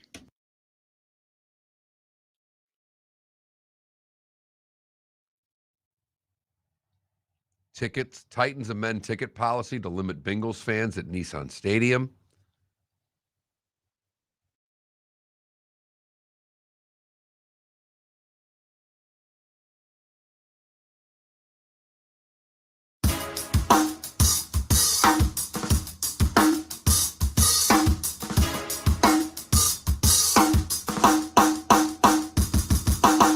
Welcome back to Miller and Moulton, only on the Florida Sports Network. 24 minutes before the hour. Thanks for being with us. Miller and Moulton, the Florida Sports Network. The Florida Sports Network will head to Green Bay at the top of the hour. MK Burgess will join us, preview Packers and Niners from a Green Bay perspective in a bit. It's a pleasure to welcome for the first time Blaine Bishop is kind enough to join us, former Titans standout, four-time Pro Bowler at safety. He goes by the Hitman. We do have a question, Blaine. It's David and Mark. Thanks so much for being with us. At any point in time, did you cross paths with Thomas Hearns and or have to ask permission to be the Hitman? Oh, that's a good one. I've never been asked that, and I had never thought about that because I had that name. A buddy of mine, when I was playing in college, gave it to me at Ball State. So, no, I have not, but I was a big fan of his. I didn't even Hitman Hearns. That's right. Yeah. Oh, that's pretty cool. I think I can use it for football, but not for boxing. I think that's it. Fair enough, because that was a bad man in his day, Blaine, as you were coming up on running backs and the occasional receiver that might want to cross the middle. Blaine, hey, Derrick Henry, to me, everything about this game is Derrick Henry. He's going to start. I don't know how healthy he is. Blaine, will he be on a pitch count of any sort? I mean, is he going to be able to run 30 times, or do you expect it to be more in the 15 to 20 type variety? You know what? I'm not sure. And I'm going to just say this just because whenever you come back from an injury, I have to be, on the other side of this is, until they activate him where he's eligible to play, will he play? I think everybody thinks he's going to play and be active. They have to do it by Friday at 3:00 to be able to play on Saturday. So as soon as they do that, I think they have to go out there with his style and the way that he runs. He's a build-up guy, and the more carries he gets, the more he gets to going. Hey, you got to have him out there as long as he can go and until he taps out and says, hey, I need a rest here or there. I think that's what you do. As long as he looks the same, he'll get the rust out of the way quickly as a running back. I just want to make sure his timing's down, blocking, things he may do that he doesn't do a lot of, maybe even catching the ball. So, because he was really showing his versatility in his game early in the season when he was playing. So I think it's play by ear based off of how he feels. And the final, caveat to it all is, as an athlete, once you get out there and you have an injury, because I've had multiple surgeries, is that you believe you can do it again, but then until it gets tested, that means somebody tackling on his ankle, stepping on his foot, that he knows that now I'm back. Blaine Bishop, part of the Titans Radio Network, also part of Blaine and Mickey middays on 104.5 The Zone in Nashville. And follow Blaine on Twitter, bbishop23, bbishop23. All right. I have been pounding the table for 5 years about the Titans. It's you, me, and about 13 others outside of Nashville. All right. Tell those that are not believers in the 1 seed maybe the part about the Titans that they don't get. Well, it's kind of interesting, even, the national media doesn't give a lot of play. And I think a lot of it has to do with Tannehill. And I just think he's not sexy. I think people still are scarred from his days in Miami. Everybody always laughs at me when I talk about how he's playing. And today, this year he's kind of been up and down, but he's had a lot of injuries to the receivers who haven't been out there really. And then these last 3 or 4 weeks, he's shown the Tannehill that he's been here in Tennessee. I think that's really more it. Now that the King is supposedly back, I think that perception will change because, their style is kind of old school. I mean, it's run the football, play solid defense, and don't turn the football over, and just be that consistent, team that doesn't make glaring mistakes. I think it's a disciplined team, and they're physical. And people, what now that the playoffs are about to start for them, the Titans, people are going to see nationally how good actually this team is, especially on the defensive line. I mean, these guys are hunters from Dupree, Jeffrey Simmons, Danico Autry. I mean, we can go down the list. They got 9, 8, 12 sacks. Nobody's talking about them. Yeah, so that, it's a complete team. So this team doesn't have any glaring holes at this point in time, and just some, slobber knockers up in the trenches. And we all know this game and NFL game is always won in the trenches. It's an interesting part of the game too, Blaine, because Burrow's been sacked over 50 times. And on the other side of the ball, just on specifically talking about the line, talk about where the Titans O-line is. The break they get is at I don't know what the Bengals have left for defensive linemen, but as you mentioned in your last answer, Blaine, the Titans have dealt with more injuries than any team in the league, and specifically receiving core, offensive line. So how is the health of that offensive line as they get Henry back? Yes, as of today, knock on wood, I think this has been the smallest injury report. I haven't looked at it, today. Naturally, it's probably not out. But, they're healthy on the offensive line. And we got, a lot of good, solid players. Nobody standing out this year. Lawan's kind of still recovering from his ACL surgery, so he's kind of gotten better each and every week. He's kind of the elite player as far as athleticism, first round. But got Ben Jones Saffold, who's a mauler on the inside, and Ben Jones carrying the anchor in the middle. So it's been a consistent group. And Ben Jones has played every game. Everybody else has kind of missed some games here or there, but he's been a consistent one, him and Tannehill. But that running game, the stretch zone that they do has been effective, even with Henry out, with Foreman and Hilliard kind of, playing a part in being the two-headed monster and trying to mock the King, who no one can do with his breakaway speed, let alone his power. What was the one big difference between the regular season and the playoffs? You were on that Titans team that went to the Super Bowl. What is it just an intensity, or is there something more than that? I think every play, is just so vital. And the only thing that is really different, and I always say this, is that preseason is one speed, regular season is another speed, but playoffs is a whole nother ball game. And I don't know what it is, but guys are running with their butts on fire out there. And they are flying. So I think, I think that's the difference, really. And so can your eyes compete with the eye discipline and control that you have to have as I was a player? Can you keep up with that speed? Some guys can't. Some guys become just average players, and some guys stand out. And really, I just think that's the only difference. The speed of the game is faster. And you always think, it happened my rookie year. And I go, man, I didn't even see the guy who ran, but I couldn't even tell you his number. And then finally, the game started slowing down for me as I was a part-time player. And I was, at the time, and I was just like, wow, this is incredible. Nobody even forewarns you about all that, but it is. The intensity is up there at an all-time high, but I think it's more so that. Is Ryan Tannehill ready for the moment? You mentioned it earlier, maybe he's not the sexiest quarterback out there, but at the end of the day, when you start ranking the guys that are playing that position, he's going to come near probably 7th or 8th. Is he ready for the moment? I think as long as he has his weapons, which if they stay healthy throughout this time, I think so. And I think that's my only question of him, because I've kind of been a big supporter of his since he's gotten here, because I'm basing off what I see. And he's been consistent.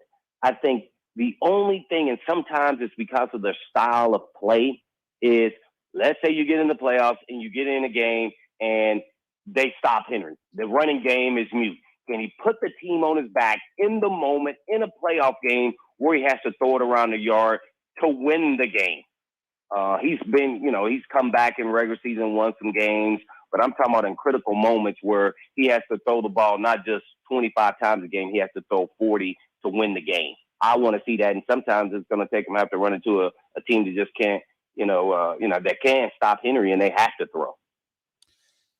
Can you win a Super Bowl playing the style that the Titans play? This was the style of the Titans when you played also, where, nowadays you take a look at the teams and the quarterbacks that are winning the Super Bowl, and they're a little more high flying than this Titans team, if you know what I mean. Blaine, we just saw in college. I mean, Georgia just won the national title, not high flying. All right. In a way, if the Titans won the Super Bowl, it would be very fitting. It would be like, wow, this is kind of a bit of a throwback football year. Do you still think you can win a Super Bowl this way? That's a great question. I've never been asked that. And I would say you can win with this style, but knowing that you're going to have to throw more than you do in the regular season to get all the way to the mountaintop. It can maybe even get you there because I firmly believe if we would have started throwing the ball sooner in our Super Bowl, maybe second quarter, instead of still trying to ball control, because part of the ball control is to keep it away from these high-flying offenses like they're going to be playing in the Bengals. So that's another form of defense. But if their defense is really good, then that's going to be tough to do.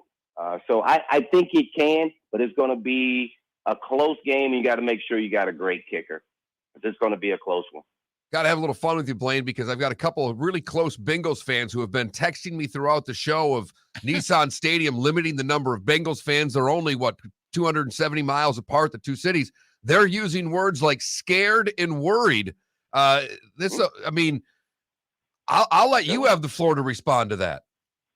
Well, I don't think anybody needs to be scared or worried. I mean, I think this is all stadiums now, and it's the obligation of the ticket holder. If they want to sell the tickets and make a whole bunch of money, that's on them. So I think every stadium has this issue where there's a lot of fans, especially if it's in close proximity of the stadium, and they have a big fan base that loves to travel and want to visit Nashville because it's kind of the up-and-coming city. So you get 2 in 1. You get to see your team, and you get to see a nice city that maybe you potentially want to move to. So I don't think anybody should be scared or anything like that.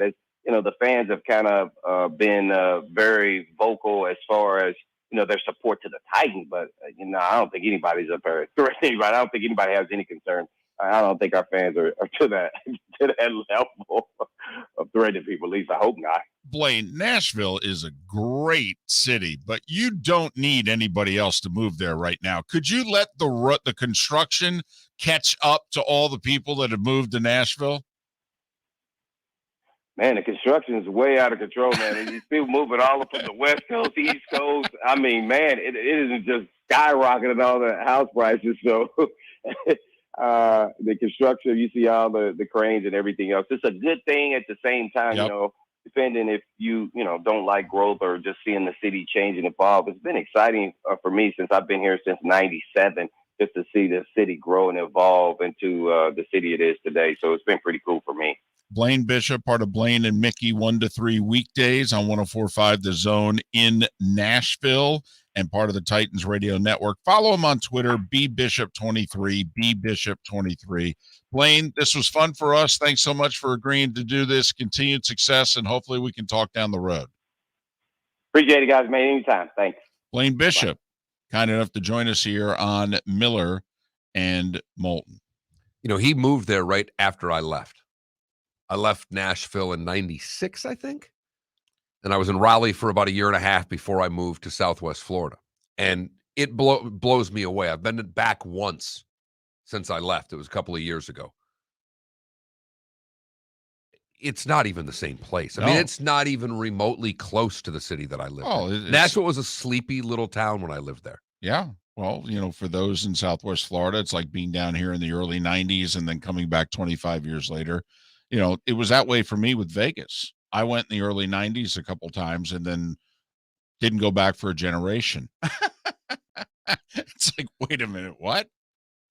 So the Titans, 6 consecutive winning seasons. I think only the Chiefs have done that. Now 4 of those years they went 9-7. So they're not thought of the way that we think of a lot of other franchises, but they are used to winning. And this is a group that's been around for a while. The big difference between this year's team and last year's, in my opinion, Mark, remember, they couldn't get any pressure on the passer last year. Any at all. Teams converted over 50% on third down on them last year.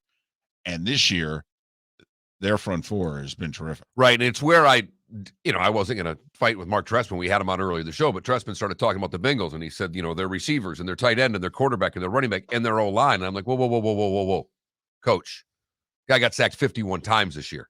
And didn't play the final game of the year. So I'm not going to talk about their offensive line the way you are. That, to me, is, it's twofold. When Blaine started talking about the defensive line and how they play, then you look at where Cincinnati is with their defensive line so banged up. Right. It really is a recipe for success for Tennessee, even though I was picking the Bengals all week. It's when you start looking at where they are on the offensive and defensive line, should be a huge advantage for the Titans. Listen, Burrow and those receivers could just take over the game and put 38 on the board and win. I mean, they're that talented.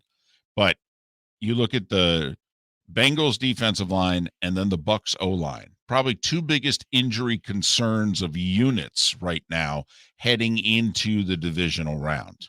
And they have bad matchups across from them. Right. So you and I are on different sides on this one. All right. I like the Titans a lot. I think physically they will maul the Bengals in the second half. Maul them. And that's going to be of how many play, you've got me convinced on this number of play things. It's one of the, I'm always paying attention to that over the course of the game. Can the Bengals play a first half where they have a little more ball control and they don't have to be out there so long? Because you're right, David, the more that they're on the field, advantage Tennessee. They're another one, by the way, that ran it well early against the Raiders and kind of got away from it. Mixon's a really good running back. Yeah. And Mixon was doing fine early in that game. And then they got away from it. I think it kind of contributed to them kicking a bunch of field goals, quite frankly. I wish it's tough. It is tough, though. When you feel you have a superstar quarterback, it is tough to take it out of his hand. And a superstar receiver. I mean, you have studs out there, and then you have a really, really superior stud on the outside. It's like Matt LaFleur. It's part of why he's done an amazing job. I mean, he has brought a lot of balance, more balance to that offense than they had right before he came. And think about how hard that has to be to take the ball out of number 12's hands. And taking that right to Cincinnati, they're going to have to do that to save their defensive line to me, David. It's not about taking the ball away from Burrow. It's about saving your defensive line for the second half because they're so depleted heading into this football game. Blaine Bishop joining us here on Miller and Moulton. We will head to Green Bay to begin the bonus hour. Sorry for those of you in Lake City. There is an extra hour. You can take it in on the Miller and Moulton Twitch.tv channel. Stream the show plenty different ways. MillerandMoulton.com for one.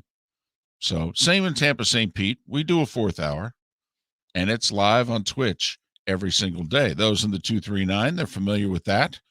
And so we'll do a little Niners-Packers off the top with MK Burgess, who covers the Packers. We are digging in deep into this great divisional round here on Miller and Moulton. You can text the show, text the keyword FSN Radio, all one word, FSN Radio to 21,000. Then you are in. And as David said, you can go to twitch.tv/Miller and Moulton. We would appreciate if you follow and or subscribe to the show there.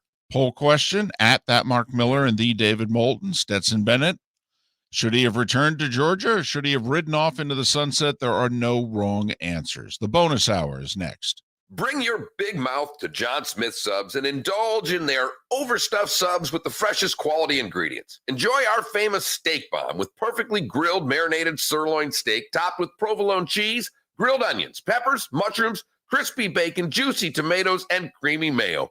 Boom! Made-to-order crispy fries can be paired with the Gator, the Cuban, the Chicken Bomb, or the Italian. Love local. Eat delicious with John Smith Subs. Find a John Smith Subs location near you today. The Firestone Grand Prix of St. Petersburg, presented by RP Funding, roars through the streets of beautiful downtown St. Petersburg, February 25th to the 27th. 3-day tickets are on sale now at gpstpete.com. It's fast, fun, family entertainment jam-packed into 3 days. The weekend is highlighted by the NTT IndyCar Series race taking the green flag on Sunday afternoon. It all happens at the Firestone Grand Prix of St. Petersburg, presented by RP Funding, February 25th to the 27th. Get your tickets at gpstpete.com to secure the best seats.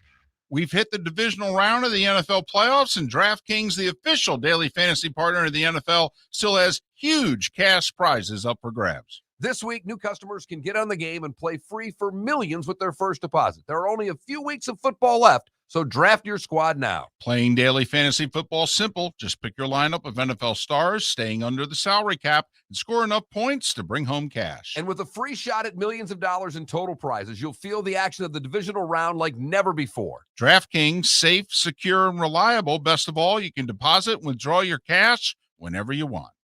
Download the DraftKings app now and use the promo code M&M to play free for millions. That's right.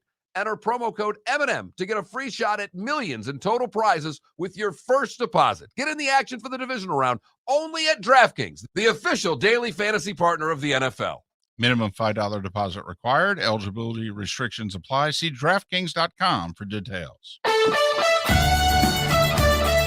You were listening to Miller and Moulton on the Florida Sports Network.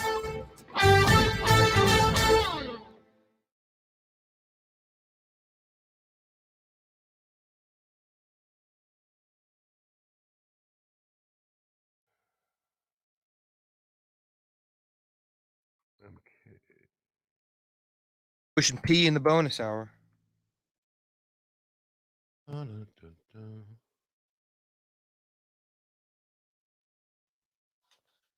Oh, my God. Ha, ha, ha, ha, ha, ha, ha.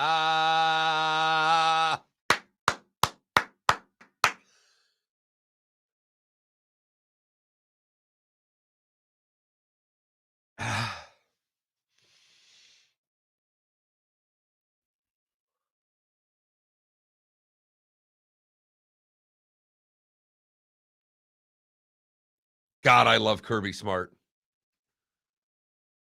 What happened? Well, Lehigh High School's got a 5-star running back, Richard Young. And he's getting recruited heavily. Nick Saban was here yesterday. Ryan Day was here yesterday. Okay. Kirby just arrived via helicopter. No. Via helicopter. Hell yeah. Oh. See, if you're Stetson Bennett. Oh, no. We're reloading. He's We're going reloading. to get benched. I'm telling you. He ain't good enough. But what if he doesn't? Who knows what could happen? David, Nick, no. Nick and Ryan Day were here yesterday. Kirby just showed up. No. Come here. Look. No. Come here. Kirby just showed up in an effing helicopter at Lehigh High School. He flew in a helicopter to the high school. He took the private plane to RSW and rented a helicopter. He landed a helicopter at a high school. There are multiple places. There's a couple of kids because, Nick visited 3 kids. One at Lehigh, I think he was at Venice, and one other place. So bad. Helicopter. I've seen Nick Saban do that in the school. SEC money, baby. My son has the best Twitter handle out there, by the way. SEC money. Because he works for his company. The company is called Pro Farm. So his Twitter handles, and it's Jacob Miller _7. But when you look at the thing, it says Jake from Pro Farm. Pro Farm. Nice. Right? Nice.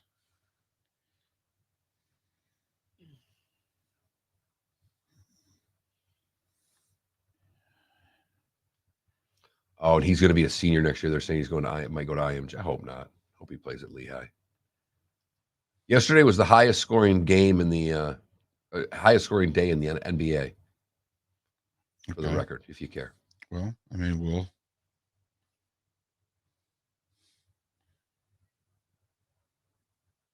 That is fantastic.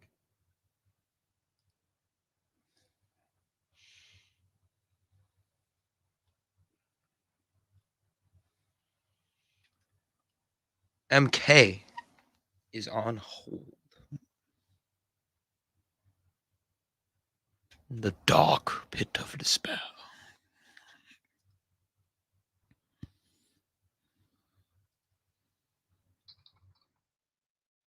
Harry Potter.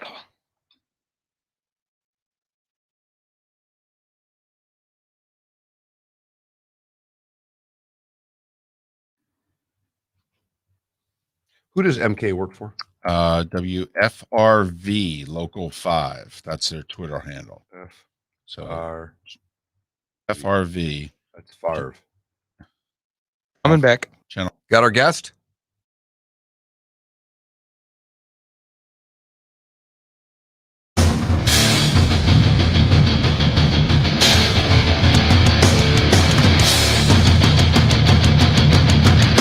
You are listening to Miller and Moulton, exclusively on the Florida Sports Network.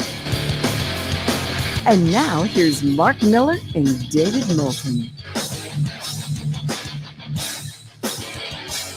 And as we approach a couple minutes past the bonus hour, Miller and Moulton, the Florida Sports Network, the Florida Sports Network. Good, bad, and ugly. What's on tap? Today was the day when. Some final thoughts on this Thursday, all coming up in about 40 minutes time. It's a pleasure to catch back up with MK Burgess of Channel 5 in Green Bay. You can follow MK on Twitter at MK_Burgess.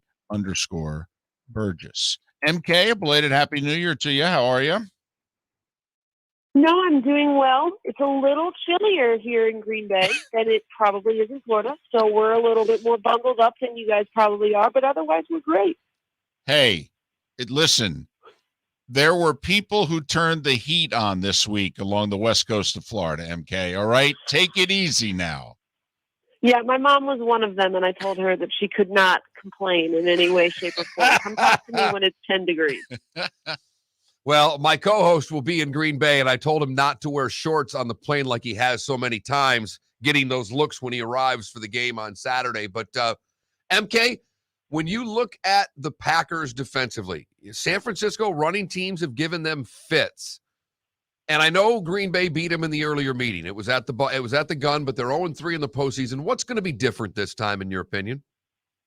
I think this year this team is playing more cohesively as a unit. And we talked about this all week, right? Because, yes, that is a cause for concern, especially when you have a player like Deebo Samuel, who is so unlike any player that you've seen, right? I mean, he's listed as a wide receiver, but he looks more like a running back, especially in that Shanahan scheme. But this year, it just feels like with Joe Barry's scheme and with how he's got that team playing as a unit, the only games that they've had a huge problem in the run game was against the Browns. Other than that, they've pretty much shut down the run all season.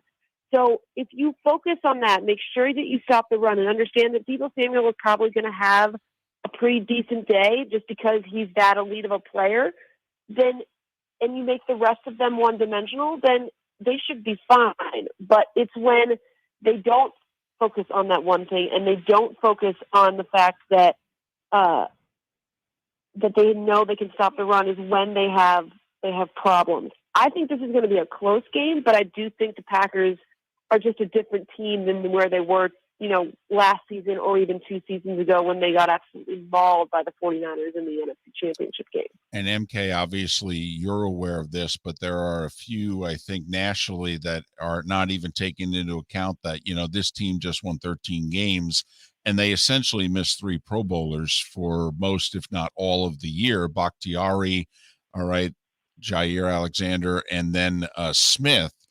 Injury status of those 3, are they all going to be back for this weekend? That is the $1 million question, isn't it?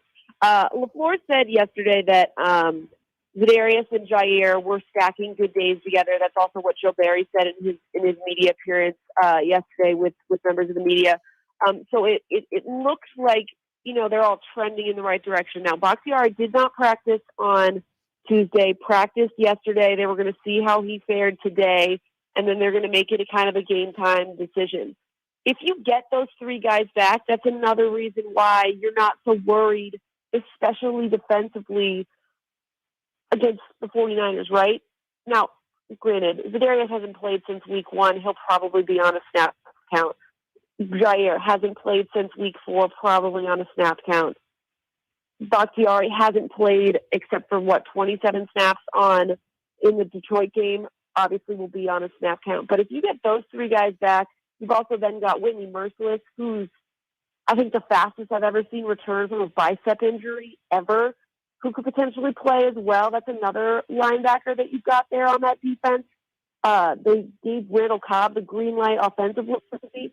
Just the amount of help that you're getting back at the right time for the Packers is astounding, and it's something that I think other teams should be worried about, especially the 49ers. Just not even how much they play, but just the momentum and enthusiasm of having the potential of those guys back will do for a team. Well, momentum can be stopped with a pass rush, MK. And, when you look at San Francisco, their ability to get to Rodgers with 4 is the game within the game.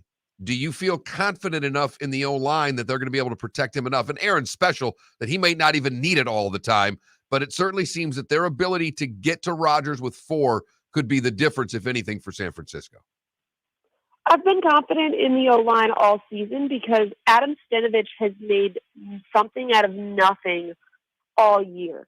They've been without David Bakhtiari all year. Then you had Elton Jenkins go down for a couple games. Then he's out for the season. Then you had Josh Myers out up until, just a few snaps last game as well.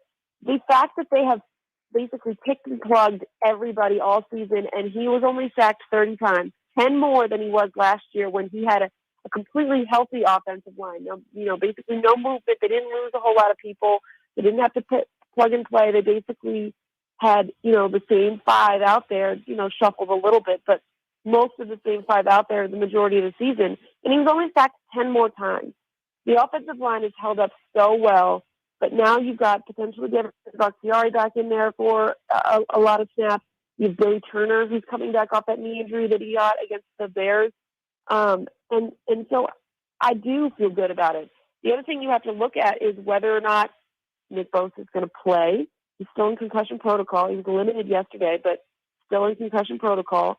And Fred Warner says he's going to play, but that's up in the air. But Roger said that team is extremely deep. Doesn't matter who's up there defensively, they're able to get after you. I mean, he sacked Dak Prescott 5 times last weekend. So the Packers are ready for it. And I'm not worried about the offensive line. It's a cause for concern, but they've had great pass rush all season, and they've held up well. MK Burgess, Channel 5 in Green Bay, also does some work with CBS Sports Network. Follow MK on Twitter, MK_Burgess, MK_BURGESS. All right. It's remarkable considering what a big storyline this obviously was during the spring and summer and the early part of this season. But is this the last dance? And is this team, MK, operating? The key guys on the team, are they operating and conducting themselves like they know, this is probably our last great shot at a title, because change could be a coming? I don't know. And I hate that that's the answer that I have, but Rodgers has been asked this all season. Everyone's been asked this all season. I think everyone is very much living in the moment and in the now and in the what is right in front of them. Rodgers said a couple weeks ago that, he has considered what's going to happen, next season, and whether or not this is his last time with the team, whether he's retiring, whether he's going somewhere else. And so whatever happens, it'll be a swift decision. He won't drag it out. It'll come very, very quickly. But whether or not this is the last dance, I think this is the most complete team that I've seen for them in a while. And I thought last year they looked great, but the defense didn't look the way that it did last season. I think this team has the most real shot that I've seen in a while, just because of what their cap situation is, whether Rodgers leaves, what they're going to do with Devontae Adams, whatever it is. The team is focused on the here and the now. And, as Matt LaFleur says, one game at a time. Everyone's got to do their 111, and they'll get to that final game in LA. Well, we know that you're a sports reporter and anchor, but the game's in Green Bay, and it's in late January. What's the forecast for Saturday night? Right now, our meteorologists have it in the teens. It's looking like it's going to be 15 degrees at kickoff, but that can drop into single digits as the game goes on. And then you got to factor in that wind chill. It's going to be cold. Hell, that's balmy compared to what it could be. Although last year's NFC Championship game was balmy. It was like 28. It was balmy. It was amazing, in fact. MK, stay warm. Thanks so much for your time once again. Say hi to your mom for us. And, hey, if they win, let's do it again. Yeah, down for it. MK Burgess, Channel 5, WFRV in Green Bay. And catch her on the CBS Sports Network. Follow her on Twitter, MK_Burgess. Did you ever have a TV station? You worked for a lot of different television stations. Did you ever have one that you liked, from the moniker or the name more than the other? Like Channel 5 to me, that just reminds me of home because that was the number one channel in my home. Channel 5 just, when you say that, that automatically reminds me of home. Don't ask me why. We had 3 channels, 5, 12, and 25, but 5 was the main one. That's the one that's home to me. All right. The first one I ever worked at changed their call letters in the middle of my tenure there. Ooh. New ownership, a company in Gainesville, actually, that owns the Channel 20 affiliate in Gainesville, bought the CBS affiliate in Scranton. And it was WDAU from its inception. And they said, yeah, we're third in the ratings. We need an image thing. We're going to change the set, change the colors, change the graphics. We're going to change our name to WYOU. And so when you were out in the field, so pop radio, by the way, that is not television. That is so top 40 radio. I know. So here we are. I think it's fall of 86, heading into 87. And we're out in the field. And it was David Moulton with you in Scranton or wherever it is that we were, because WYOU became with you. So, and I hated it. How come I'm not surprised in the least bit? Absolutely hated it. Believe it or not, the one I probably liked the best was WBNG in Binghamton. It was Channel 12. Well, and that was the station also, right? Like that was we were the station in town, right? I mean, like literally they find you if you watch one of the other stations. I mean, that's how big our ratings were. Yeah. Just curious. Yep. Because I know when we've switched from Act 1 to Act 2 and into Act 3, every once in a while, you feel ready to give the phone numbers and you don't know which ones to give. So how would you have felt out? You're doing the sports and you had to go, Mark Miller with you in Cape Coral. It is so time. weird because you and I went about this different ways. You were a TV guy that went into radio. I was a hockey play-by-play guy. So I never once even thought of that as a profession. And well, okay, how about this? You did you're right. You did play-by-play before it is that you transitioned. Right. Okay, so imagine you're the voice of the Savannah Bananas, okay? And every single time it's the end of the half inning and you got to go, and now back with more on the Bananas Radio Network. They throw it to Moulton for the third out of the inning. Notice I had you at first base. Thank you. Back with more banana baseball with you. No, I couldn't. It's awful. It's every part about it. It's awful. Absolutely awful. Couldn't have done it. I'd have got in trouble.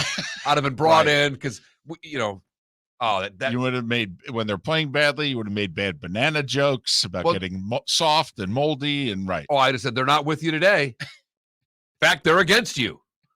And then general managers would have had me, and it'd have been hell. It'd have cost me a job for sure, David.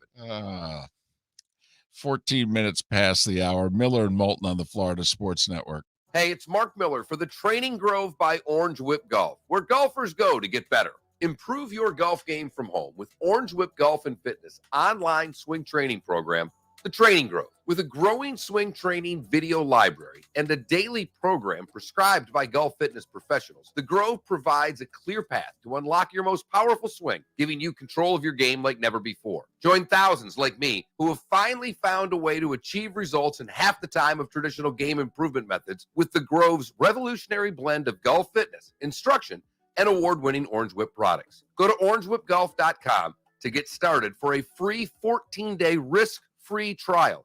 And use code Miller10 to get $20 off your first month. That's orangewhipgolf.com to get started for a free 14-day risk-free trial. Remember to use code Miller10. That will get you $20 off your first month. The Training Grove by Orange Whip Golf, where golfers go to get better. You are listening to Miller and Moulton on the Florida Sports Network.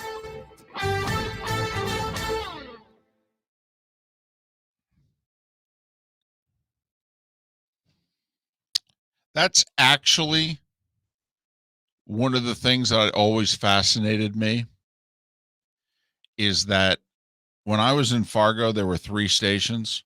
2 of them, their name started with a K, and the number 1 station in town started with a W. ABC affiliate was WDAY. The NBC affiliate was, God, I don't even, KXII or something. And then we were KXJB.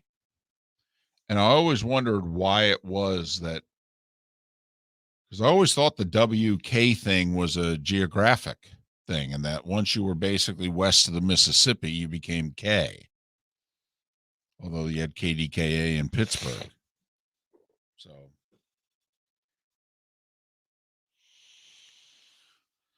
but WYOU.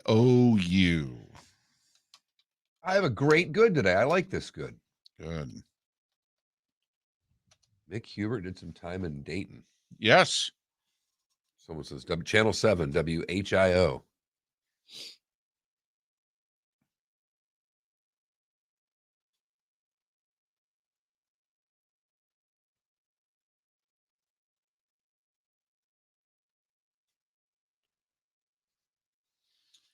My understanding, because I knew a buddy who worked with Mick in Dayton, and I think Dick Versace, the basketball coach, was in Dayton, and he was getting the Pistons gig, and he promised to bring Mick with him, and obviously he didn't. And then Mick came to Gainesville. And so did Mick get the Florida job first, or did he get a TV job in Gainesville? I mean, I think he voiced the Gators. Okay. Is my understanding. Well, because as you've taught me, the big difference between what all college teams pay their announcers. Yeah.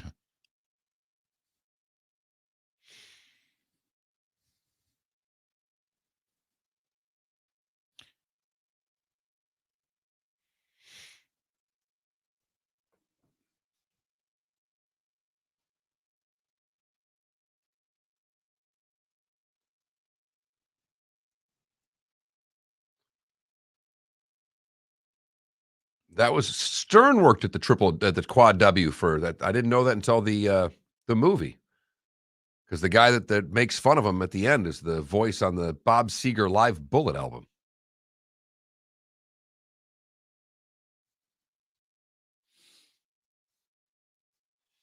So you mentioned the thing about highest scoring in The highest total score. What was the other thing that you mentioned? I thought you had a sports thing there. That was interesting. Sean Barry tweeted out the picture of Kirby. I said, "Can you give?" Oh yeah, Kirby. I said, "Can you give Kirby our number?" ... LOL. He says, "LOL, gladly. I'll shout it to him as he gets back into his chopper." I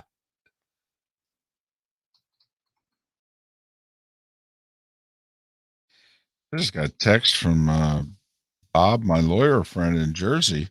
We went to college together at Scranton, and one of the people in our group, she, according to him, is station manager now at WYOU. That would be phenomenal. Oh my God. I don't know where WSAZ is. Woman, oh my God. They got the live chick out on the street. She gets hit by a car doing the live shot. Oh wow. The reporter's just the anchor is just like, yeah. And she gets up and finishes her report. Wow. It's what it says. It's what the Barstool Sports thing says. I gotta check that out. Yes, she does. Greatest live shot ever. Give her a raise. 15 seconds. She get a gig. She's got a national gig coming. She's got to get a gig. She's not a bad looking lady. She's seconds. laughing. Holy cow.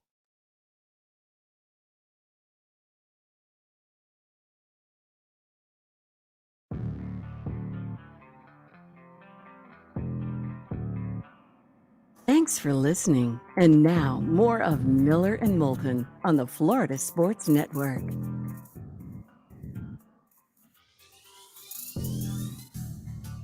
Minutes past the hour, the bonus hour of Miller and Moulton here on the Florida Sports Network, the Florida Sports Network. Our poll question, Stetson Bennett surprised me, surprised us. We figured he was done. He was riding off into the sunset after leading Georgia to the national championship. Turns out he's coming back. He's got one more year of eligibility because of the COVID year. And so he's going to play. And we ask, if you were Stetson Bennett, and remember, you got to put yourself in the shoes of a 23-year-old. If you were Stetson Bennett, would you have called it a day and ridden off with the title and cashed in the greater Athens area and moved on with your life? Or you going to be BMOC for one more year and hope it works? I'm staying. And playing. I'm staying and playing. And I'm going to play football too. Hello. That's the other thing that we joked about but didn't joke about. He has a serious longtime girlfriend. If I was her, I wanted retirement, baby. Let's move on with this life, honey. Last thing that woman needs is all of these co-eds around her boyfriend. Right, exactly. Come on now. Let's move on with our life, honey. I was there for you when you threw 4 picks against the Gators and got benched. Come on. Kirby, their coach, if you're listening, hi, coach. And I say that because, well, Kirby's in the 239. How do you know that, Mark? Well, many of the local people I follow on Twitter, the reporters, and Sean Barry had a great video of it from NBC2. And Alex Martin from the News Press had great video as well. But, well, yesterday there's this really good running back at Lehigh High School. Mm-hmm. Going to be a senior next year. And yesterday, Nick and Ryan Day were there to see Richard Young as the young man who is a 5-star recruit. Right. Nick Saban and Ryan Day. Nick and Ryan were there yesterday. So Alabama and Ohio State. Saw the pictures of the Right. coaches with Coach sure. Chaney, and he does a terrific job and things on Twitter, what have you. Well, Kirby showed up today. Oh, okay.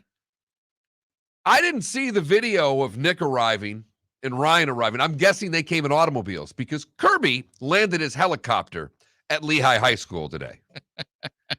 That is such a boss move. Hey, Florida, I just want to ask you real seriously when you think you're going to compete for the East again, because Kirby Smart's flying helicopters to recruit kids. Well, Napier's working on it. He's been here 6 weeks. Does he have a helicopter yet? Well, no, but he did hire about 147 people. All right. So, first things first, Mark, first the ground game, then the air game. That's how you go to war. First the ground game, then the air game. Remember, they're playing catch up. Yes, they are. In a big way. Right.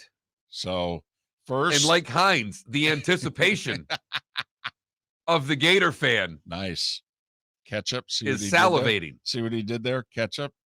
Well played. Speaking of helicopter, we were just talking about local television.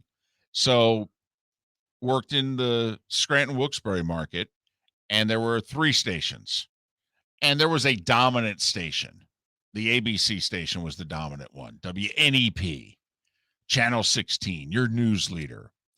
And then you had the CBS and the NBC that kind of fought for second, distant second. Mark, we'd be out covering high school football on a Friday. NEP would land their helicopter at the game. Sports guy would get off the helicopter, come shoot a quarter of highlights, get back on the helicopter, take off.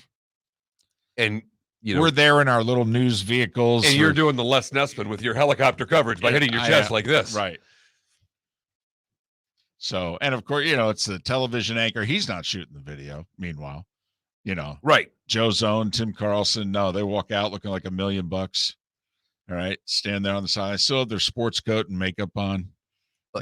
I don't know where this young man's going to attend college, but all I know is that helicopter move to a 16, 17-year-old has got to have a little bit to it, doesn't it? Would you ask for a ride? Because I would. I would. Coach, can we go for a little spin? Listen, and That's one of those deals, and with insurance purposes, I don't know if the kid's allowed in the helicopter, but when you're trying to land a 5-star recruit, I think you give the kid a spin. So I would be like, hey, can we go for a ride? Sure. Absolutely, young man. Let's go for a ride. Just cross my fingers and say a little prayer, but absolutely. Let's fly over my house. Just do Want to wave to mom. Right. Just, just do a lap here. You just struck the pilot. Hey, can you do a lap with the 5-star running back? All right, please. Might help the cause. That'll get him to play some Georgia football. Miller and Moulton here on this Thursday. Been a very lively show. Started with Sean Salisbury in our 6 o'clock hour, Marc Trestman, Roy Cummings, Blaine Bishop, and we just got done with MK Burgess in Green Bay. It's interesting, after you listen to Sean talk, he's giving you the Niners. He does some work in San Francisco, so he's giving us a lot of Niners facts and info, and you get pretty jazzed up about what he's saying about how the Niners are going to attack Green Bay. You listen to MK Burgess and the way she talks about that offensive line and the defensive players coming back. At the end of the day, the one thing, listening to both interviews, thinking back in my head, the one thing Sean said sticks out more than anything else is Jimmy makes 3 bad throws a game. That very well could be the difference in this game. Yeah. I mean, he pointed it out 3 different times, but you got to remember, Jimmy always has those 3 bad throws a game. And sometimes the bad throw, and oftentimes the bad throw, is not necessarily the interception.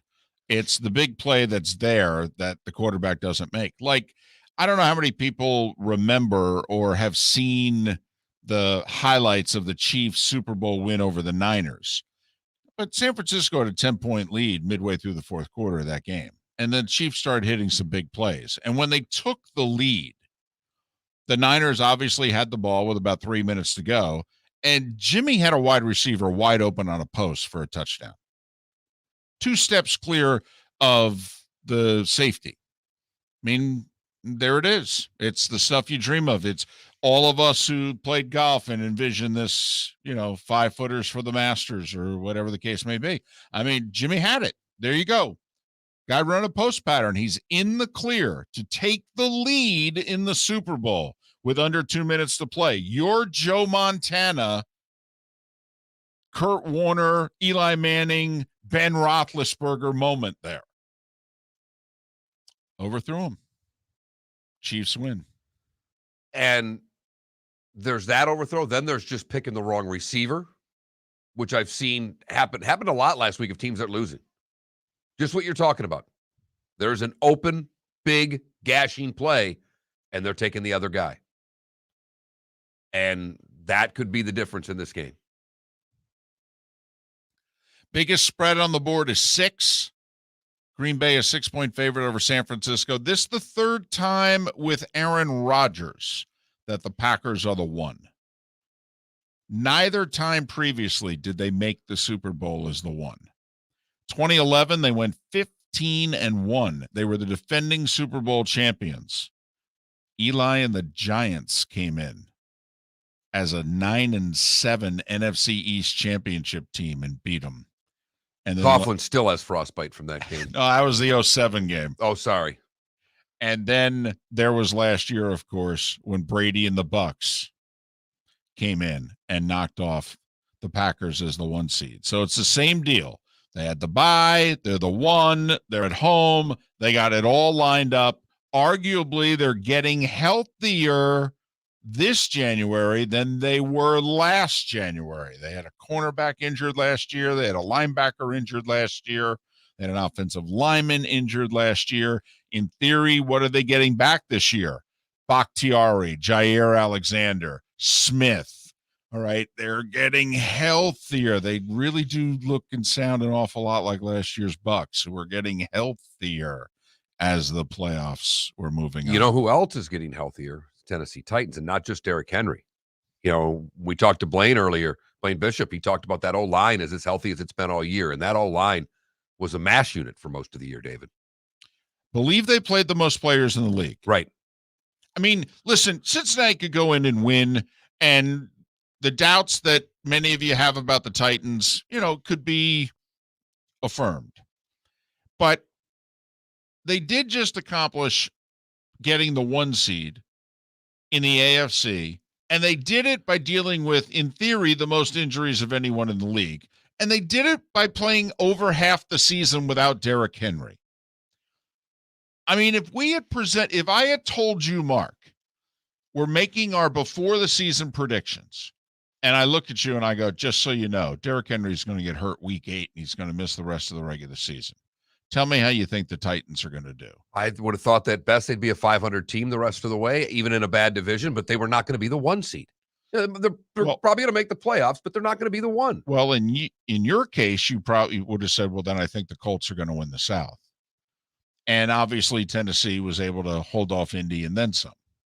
So I think they are a tougher, more resilient, better team than most people are giving them credit for. We'll see. First game on Saturday.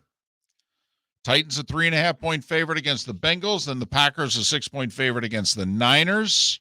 You heard the forecast from MK Burgess.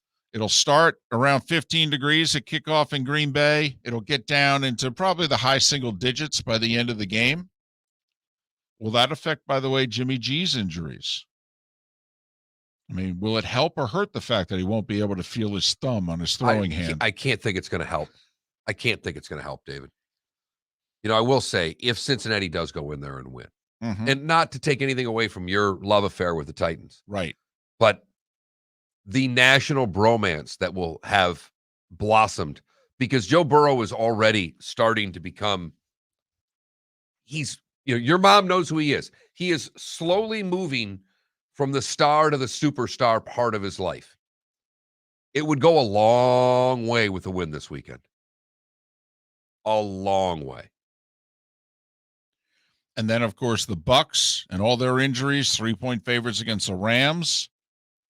And the Chiefs. Line keeps slowly going down in the Bills-Chiefs game. The money is coming in on Buffalo. This game opened at 3.5. It's down to 2. About a 0.5 point a day. Like the way that this is going. I'll bet right into the money all day long. Sean Salisbury, for the record, said that both AFC road teams are going to win. That the Bills will host the Bengals in the AFC Championship game, and he thinks that both home teams will win in the NFC, that Rodgers and company will get their shot at Brady and the Bucks once again. That's a cold championship weekend, David. Yes, it is. That's a cold, snowy, could make for some great television weekend. We'll wrap up a Thursday with the good, the bad, and the ugly. Today was the day when and what's on tap when we come back. Miller and Moulton, thank you so much for listening right here on the Florida Radio Network. We've hit the divisional round of the NFL playoffs, and DraftKings, the official daily fantasy partner of the NFL, still has huge cash prizes up for grabs. This week, new customers can get on the game and play free for millions with their first deposit. There are only a few weeks of football left, so draft your squad now. Playing daily fantasy football simple. Just pick your lineup of NFL stars, staying under the salary cap, and score enough points to bring home cash. And with a free shot at millions of dollars in total prizes, you'll feel the action of the divisional round like never before. DraftKings, safe, secure, and reliable. Best of all, you can deposit and withdraw your cash whenever you want. Download the DraftKings app now and use the promo code M&M to play free for millions. That's right. Enter promo code M&M to get a free shot at millions in total prizes with your first deposit. Get in the action for the divisional round only at DraftKings, the official daily fantasy partner of the NFL. Minimum $5 deposit required. Eligibility restrictions apply. See DraftKings.com for details. You were listening to Miller and Moulton on the Florida Sports Network.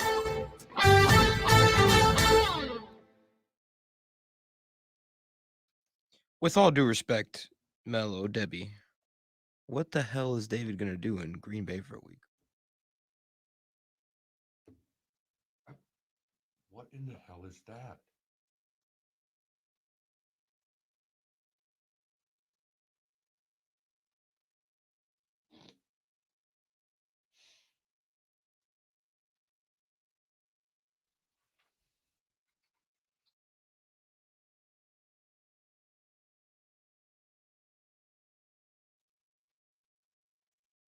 You know, we got to remember.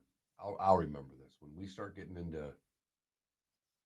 the doldrums where you need a guest on a Wednesday because sports really isn't going on.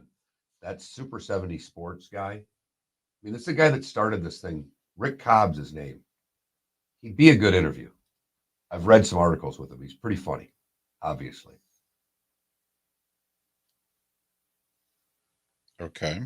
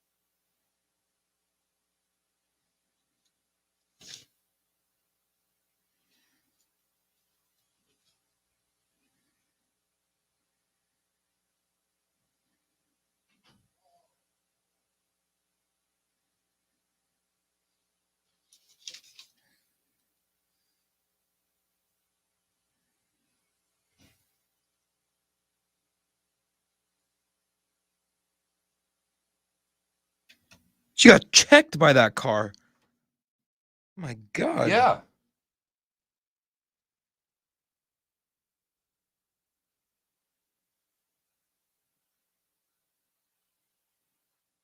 God dang. I love anytime somebody puts Barry Sanders highlights on Twitter. Oh, I know. I saw him yesterday. Just ridiculous. Remember Barry Sanders, you're welcome if you don't get educated. Yes. That's my favorite Lion uniform, by the way. That solid blue, that just blue with nothing, with just really, no outlining. Yep. It's a slick uni. Because they're so awful otherwise. Man, oh man.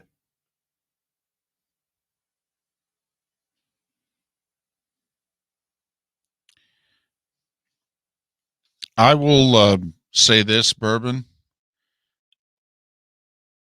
I felt similar thoughts about LaFleur until you see him I'm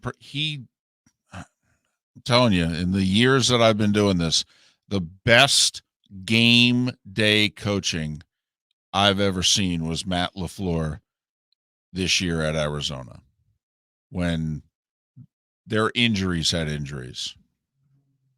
And he put on a clinic from a personnel standpoint.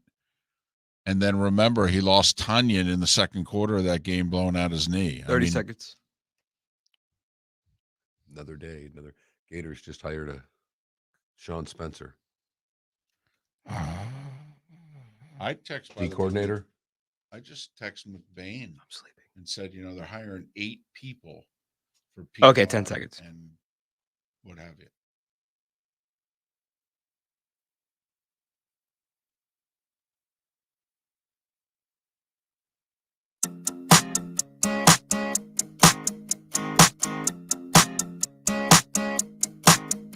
You're listening to Miller and Moulton, exclusively on the Florida Sports Network.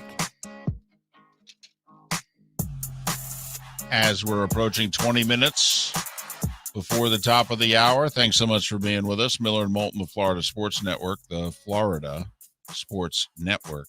Hey, we were talking about temperatures at football games right before we went to break. Did you see 2 bits of news that came out yesterday neither of which we've talked about yet on the show today. Apparently, the plan is for Jim Nantz, not this week, but next week. CBS has the AFC Championship game. It'll be the early game on that Sunday at 3 o'clock. Fox has the NFC title game at 6:30. And that weekend, CBS also has a PGA tournament in San Diego. Now, the tournament's going to end on Saturday. Nantz is going to broadcast the final round of the tournament from the AFC Championship game. Huh. Just sitting in an empty booth. Okay. Doing it off a monitor. Going to be a lot of doing it off of monitors coming this winter.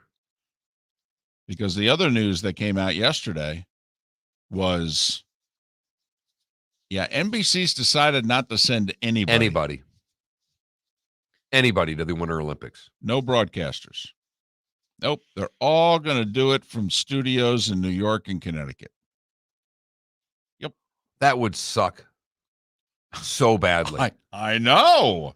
I mean, you get what I think, and I'm not an Olympic guy, but as a broadcaster, if I were on the network side and got my chance to do the Olympics, right? I can't even imagine how excited I would be to take in the experience. And now these guys and gals are going to be calling events at 3 a.m, 4 a.m, 5 a.m, in an empty room in the dark. It's just, I feel badly for all the broadcasters. They work hard to get these gigs.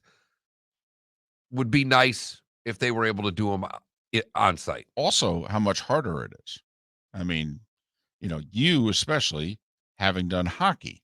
I mean, one of the beautiful things about doing it live is you get to see sometimes your eyes are bigger than the lens. You get to see places on the ice where the camera zeroed in on the puck, and so you can anticipate. You could see a line change that is not on the main camera, and someone has now stepped onto the ice before they receive the pass. Kenny Albert or whoever it is that's going to be doing it, and they're just going to have to do it as if they're calling the game sitting at home. Really plain. Yeah. And probably behind the play. Behind the play, and it will really stink for the analyst. Because it's hard to analyze a game calling it off a monitor. They'll give them, I guess, what would you call it, an all 12 camera, but they're going to have to give some sort of overhead shot for these, little behind the scenes. But man, oh man, it's a tough one. It's because of COVID in China, which is where the Winter Olympics are going to be. I believe, is it 2 weeks? What's the third? The 5th, I thought. Okay. So I think it's 2 weeks tomorrow. And obviously it's not the COVID in China, it's their rules. If you get it, you can't come back. It's the 3 week you have to stay there. Right. That's what this is all about. It's their rules around COVID, not so much COVID itself. U.S. athletes have already been told, by the way, don't bring your cell phones. Apparently it's a privacy thing, and that basically the Chinese government would essentially be able to take control of you essentially through your phones. I mean, the U.S. Olympic Committee has said to the athletes, we're advising you not to bring your cell phones. Well, this is going to be a fun experience. Thank goodness that, this is all about the peace and the camaraderie of the Olympic spirit. Uh-huh. Spitz, by the way, says you're right. It's February 3rd. So, there you go. 16 minutes before the hour. Time for... Leave it to the oldest guy in the show, and definitely the oldest soul, to live in the past. Here's David Moulton with Today Was the Day When... I only go back to 1920 to start things off. The ACLU founded today in 1920. Lone Ranger first broadcast on the radio, Mark, at WXYZ in Detroit. All right. On this day in 1930.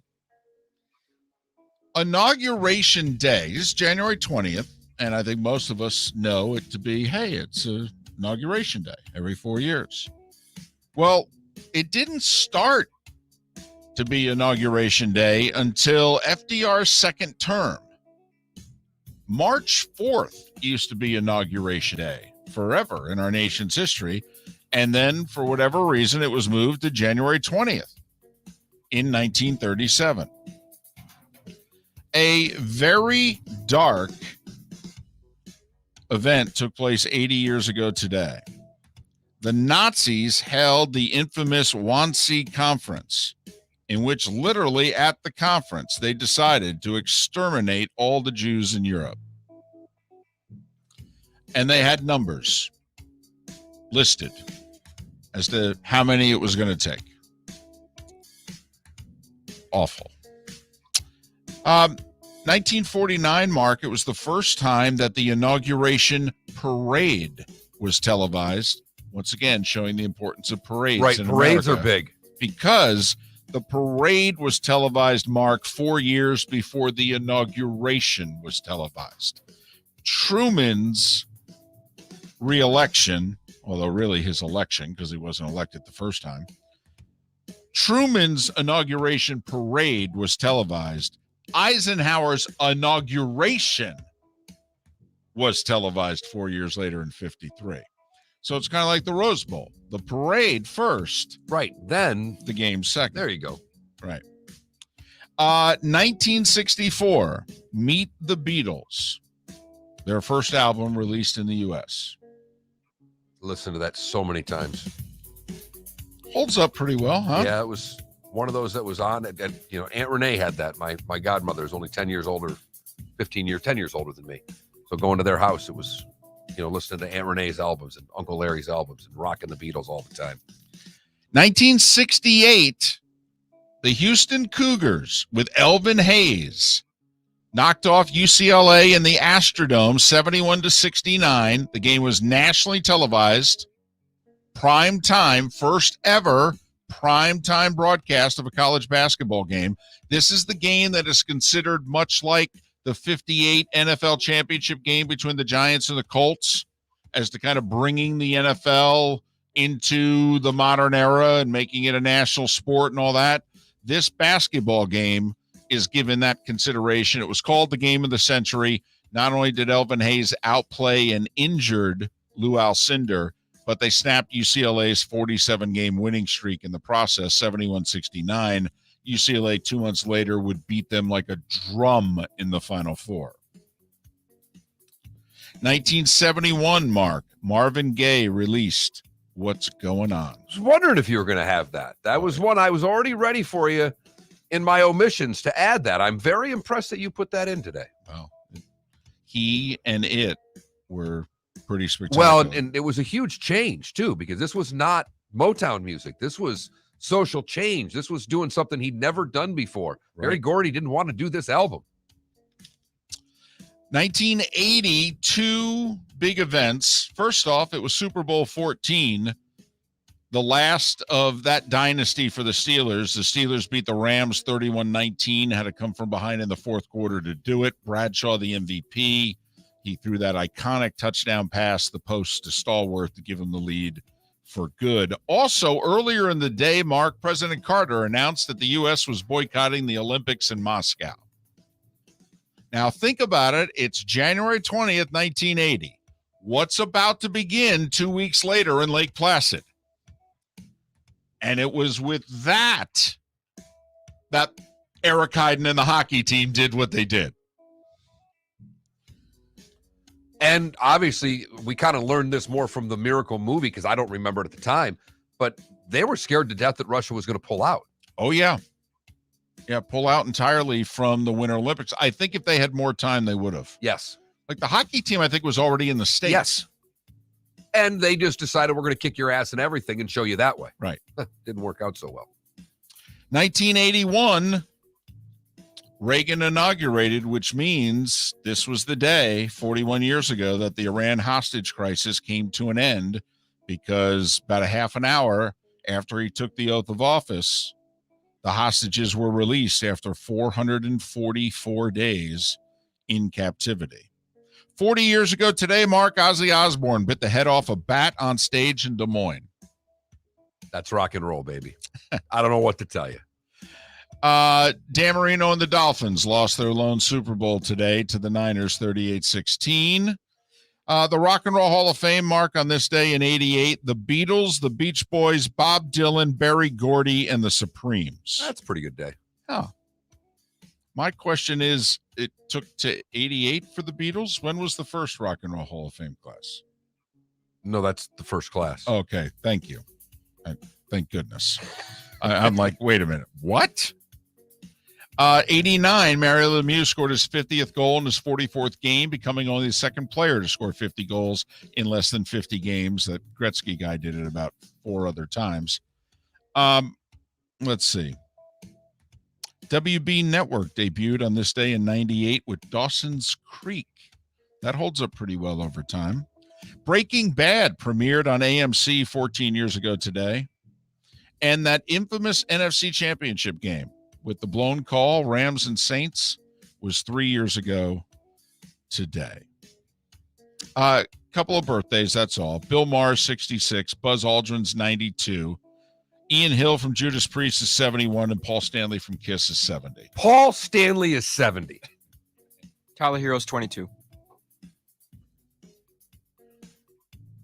Paul Stanley's 70. Right. Now, granted, Tyler Hero being that good at 22 is remarkable. Paul Stanley making it to 70 is far more remarkable. Far more remarkable. And that leads us directly to... You've heard folks elsewhere mock Florida is gonna Florida. Well, Mark Miller sees it differently. He calls it the good, the bad, and the ugly. What you got, Mark? For the good, we go to Western PA, Pittsburgh area, Bethel Park High School. Coach Brian DeLalo took to Twitter on Monday to let the team know that their weightlifting session was canceled because of a snow day at school. But he had an alternative assignment for the young men. He said, due to the expected severe weather, Monday's weightlifting workout has been canceled. Find an elderly or disabled neighbor and shovel their driveway. By mid-morning, 27 of his athletes were texting the coach, saying they were somewhere on their 6th driveway. Some still wanted to pay, and I think donations ended up going to the high school. But great job by the coach, great job by the kids. For the bad, if you were hanging around an Exeter, New Hampshire bar, thank goodness for the bartender. Imagine being at Shooter's Pub, David, when a 49-year-old man wanted to shoot up the pub. Apparently, a man said he was going to shoot the place up, pulled his gun out. That's when a bartender jumped into action at Shooter's Pub, pinned the man down. The gun fell to the ground. The employee held the man down until police arrived. And finally, the ugly, we go to Cape Coral. Imagine you bought your new condo and you're looking around and opened a drawer and found an MK2 grenade. What? That's right. Barry Proper said the grenade was tucked away in a box and hadn't seen daylight in over a year. But he did call the Cape Coral Police Department, and yeah, the MK grenade was legit. No word on whether or not that increased or decreased the value of the condo. But given today's market, I'm sure that made it worth $50,000 more. And that, David, is the good, the bad, and the ugly on today, January the 20th, 2022. Panthers are in Edmonton tonight at 9 o'clock. Lightning are not in action tonight. As of right now, Mark, 9 games scheduled in the NHL, and all of them will take place. Only 3 NBA games, surprisingly. The TNT doubleheader is Phoenix at Dallas, and then Indiana at Golden State. Yikes. Australian Open rolls along. PGA Tour event gets underway in La Quinta today. And there you have it. A little more than 48 hours away. Still no head coaches, no GMs hired. Think we'll have a GM hired by tomorrow? By tomorrow, no. I think there will be a lot of announcements on Monday. I think there will be a lot of agreements over the weekend that are broken by the media, the news, but the teams won't announce it until Monday. So Jay Glazer's going to tell us who a few coaches and general managers are? Is that what you're going with? Yes, I am. Fox pregame show, probably a good watch on Sunday. Have a great day. Thanks so much for listening to the Florida Sports Network. The Firestone Grand Prix of St. Petersburg, presented by RP Funding, roars through the streets of beautiful downtown St. Petersburg, February 25th to the 27th. 3-day tickets are on sale now at GP St.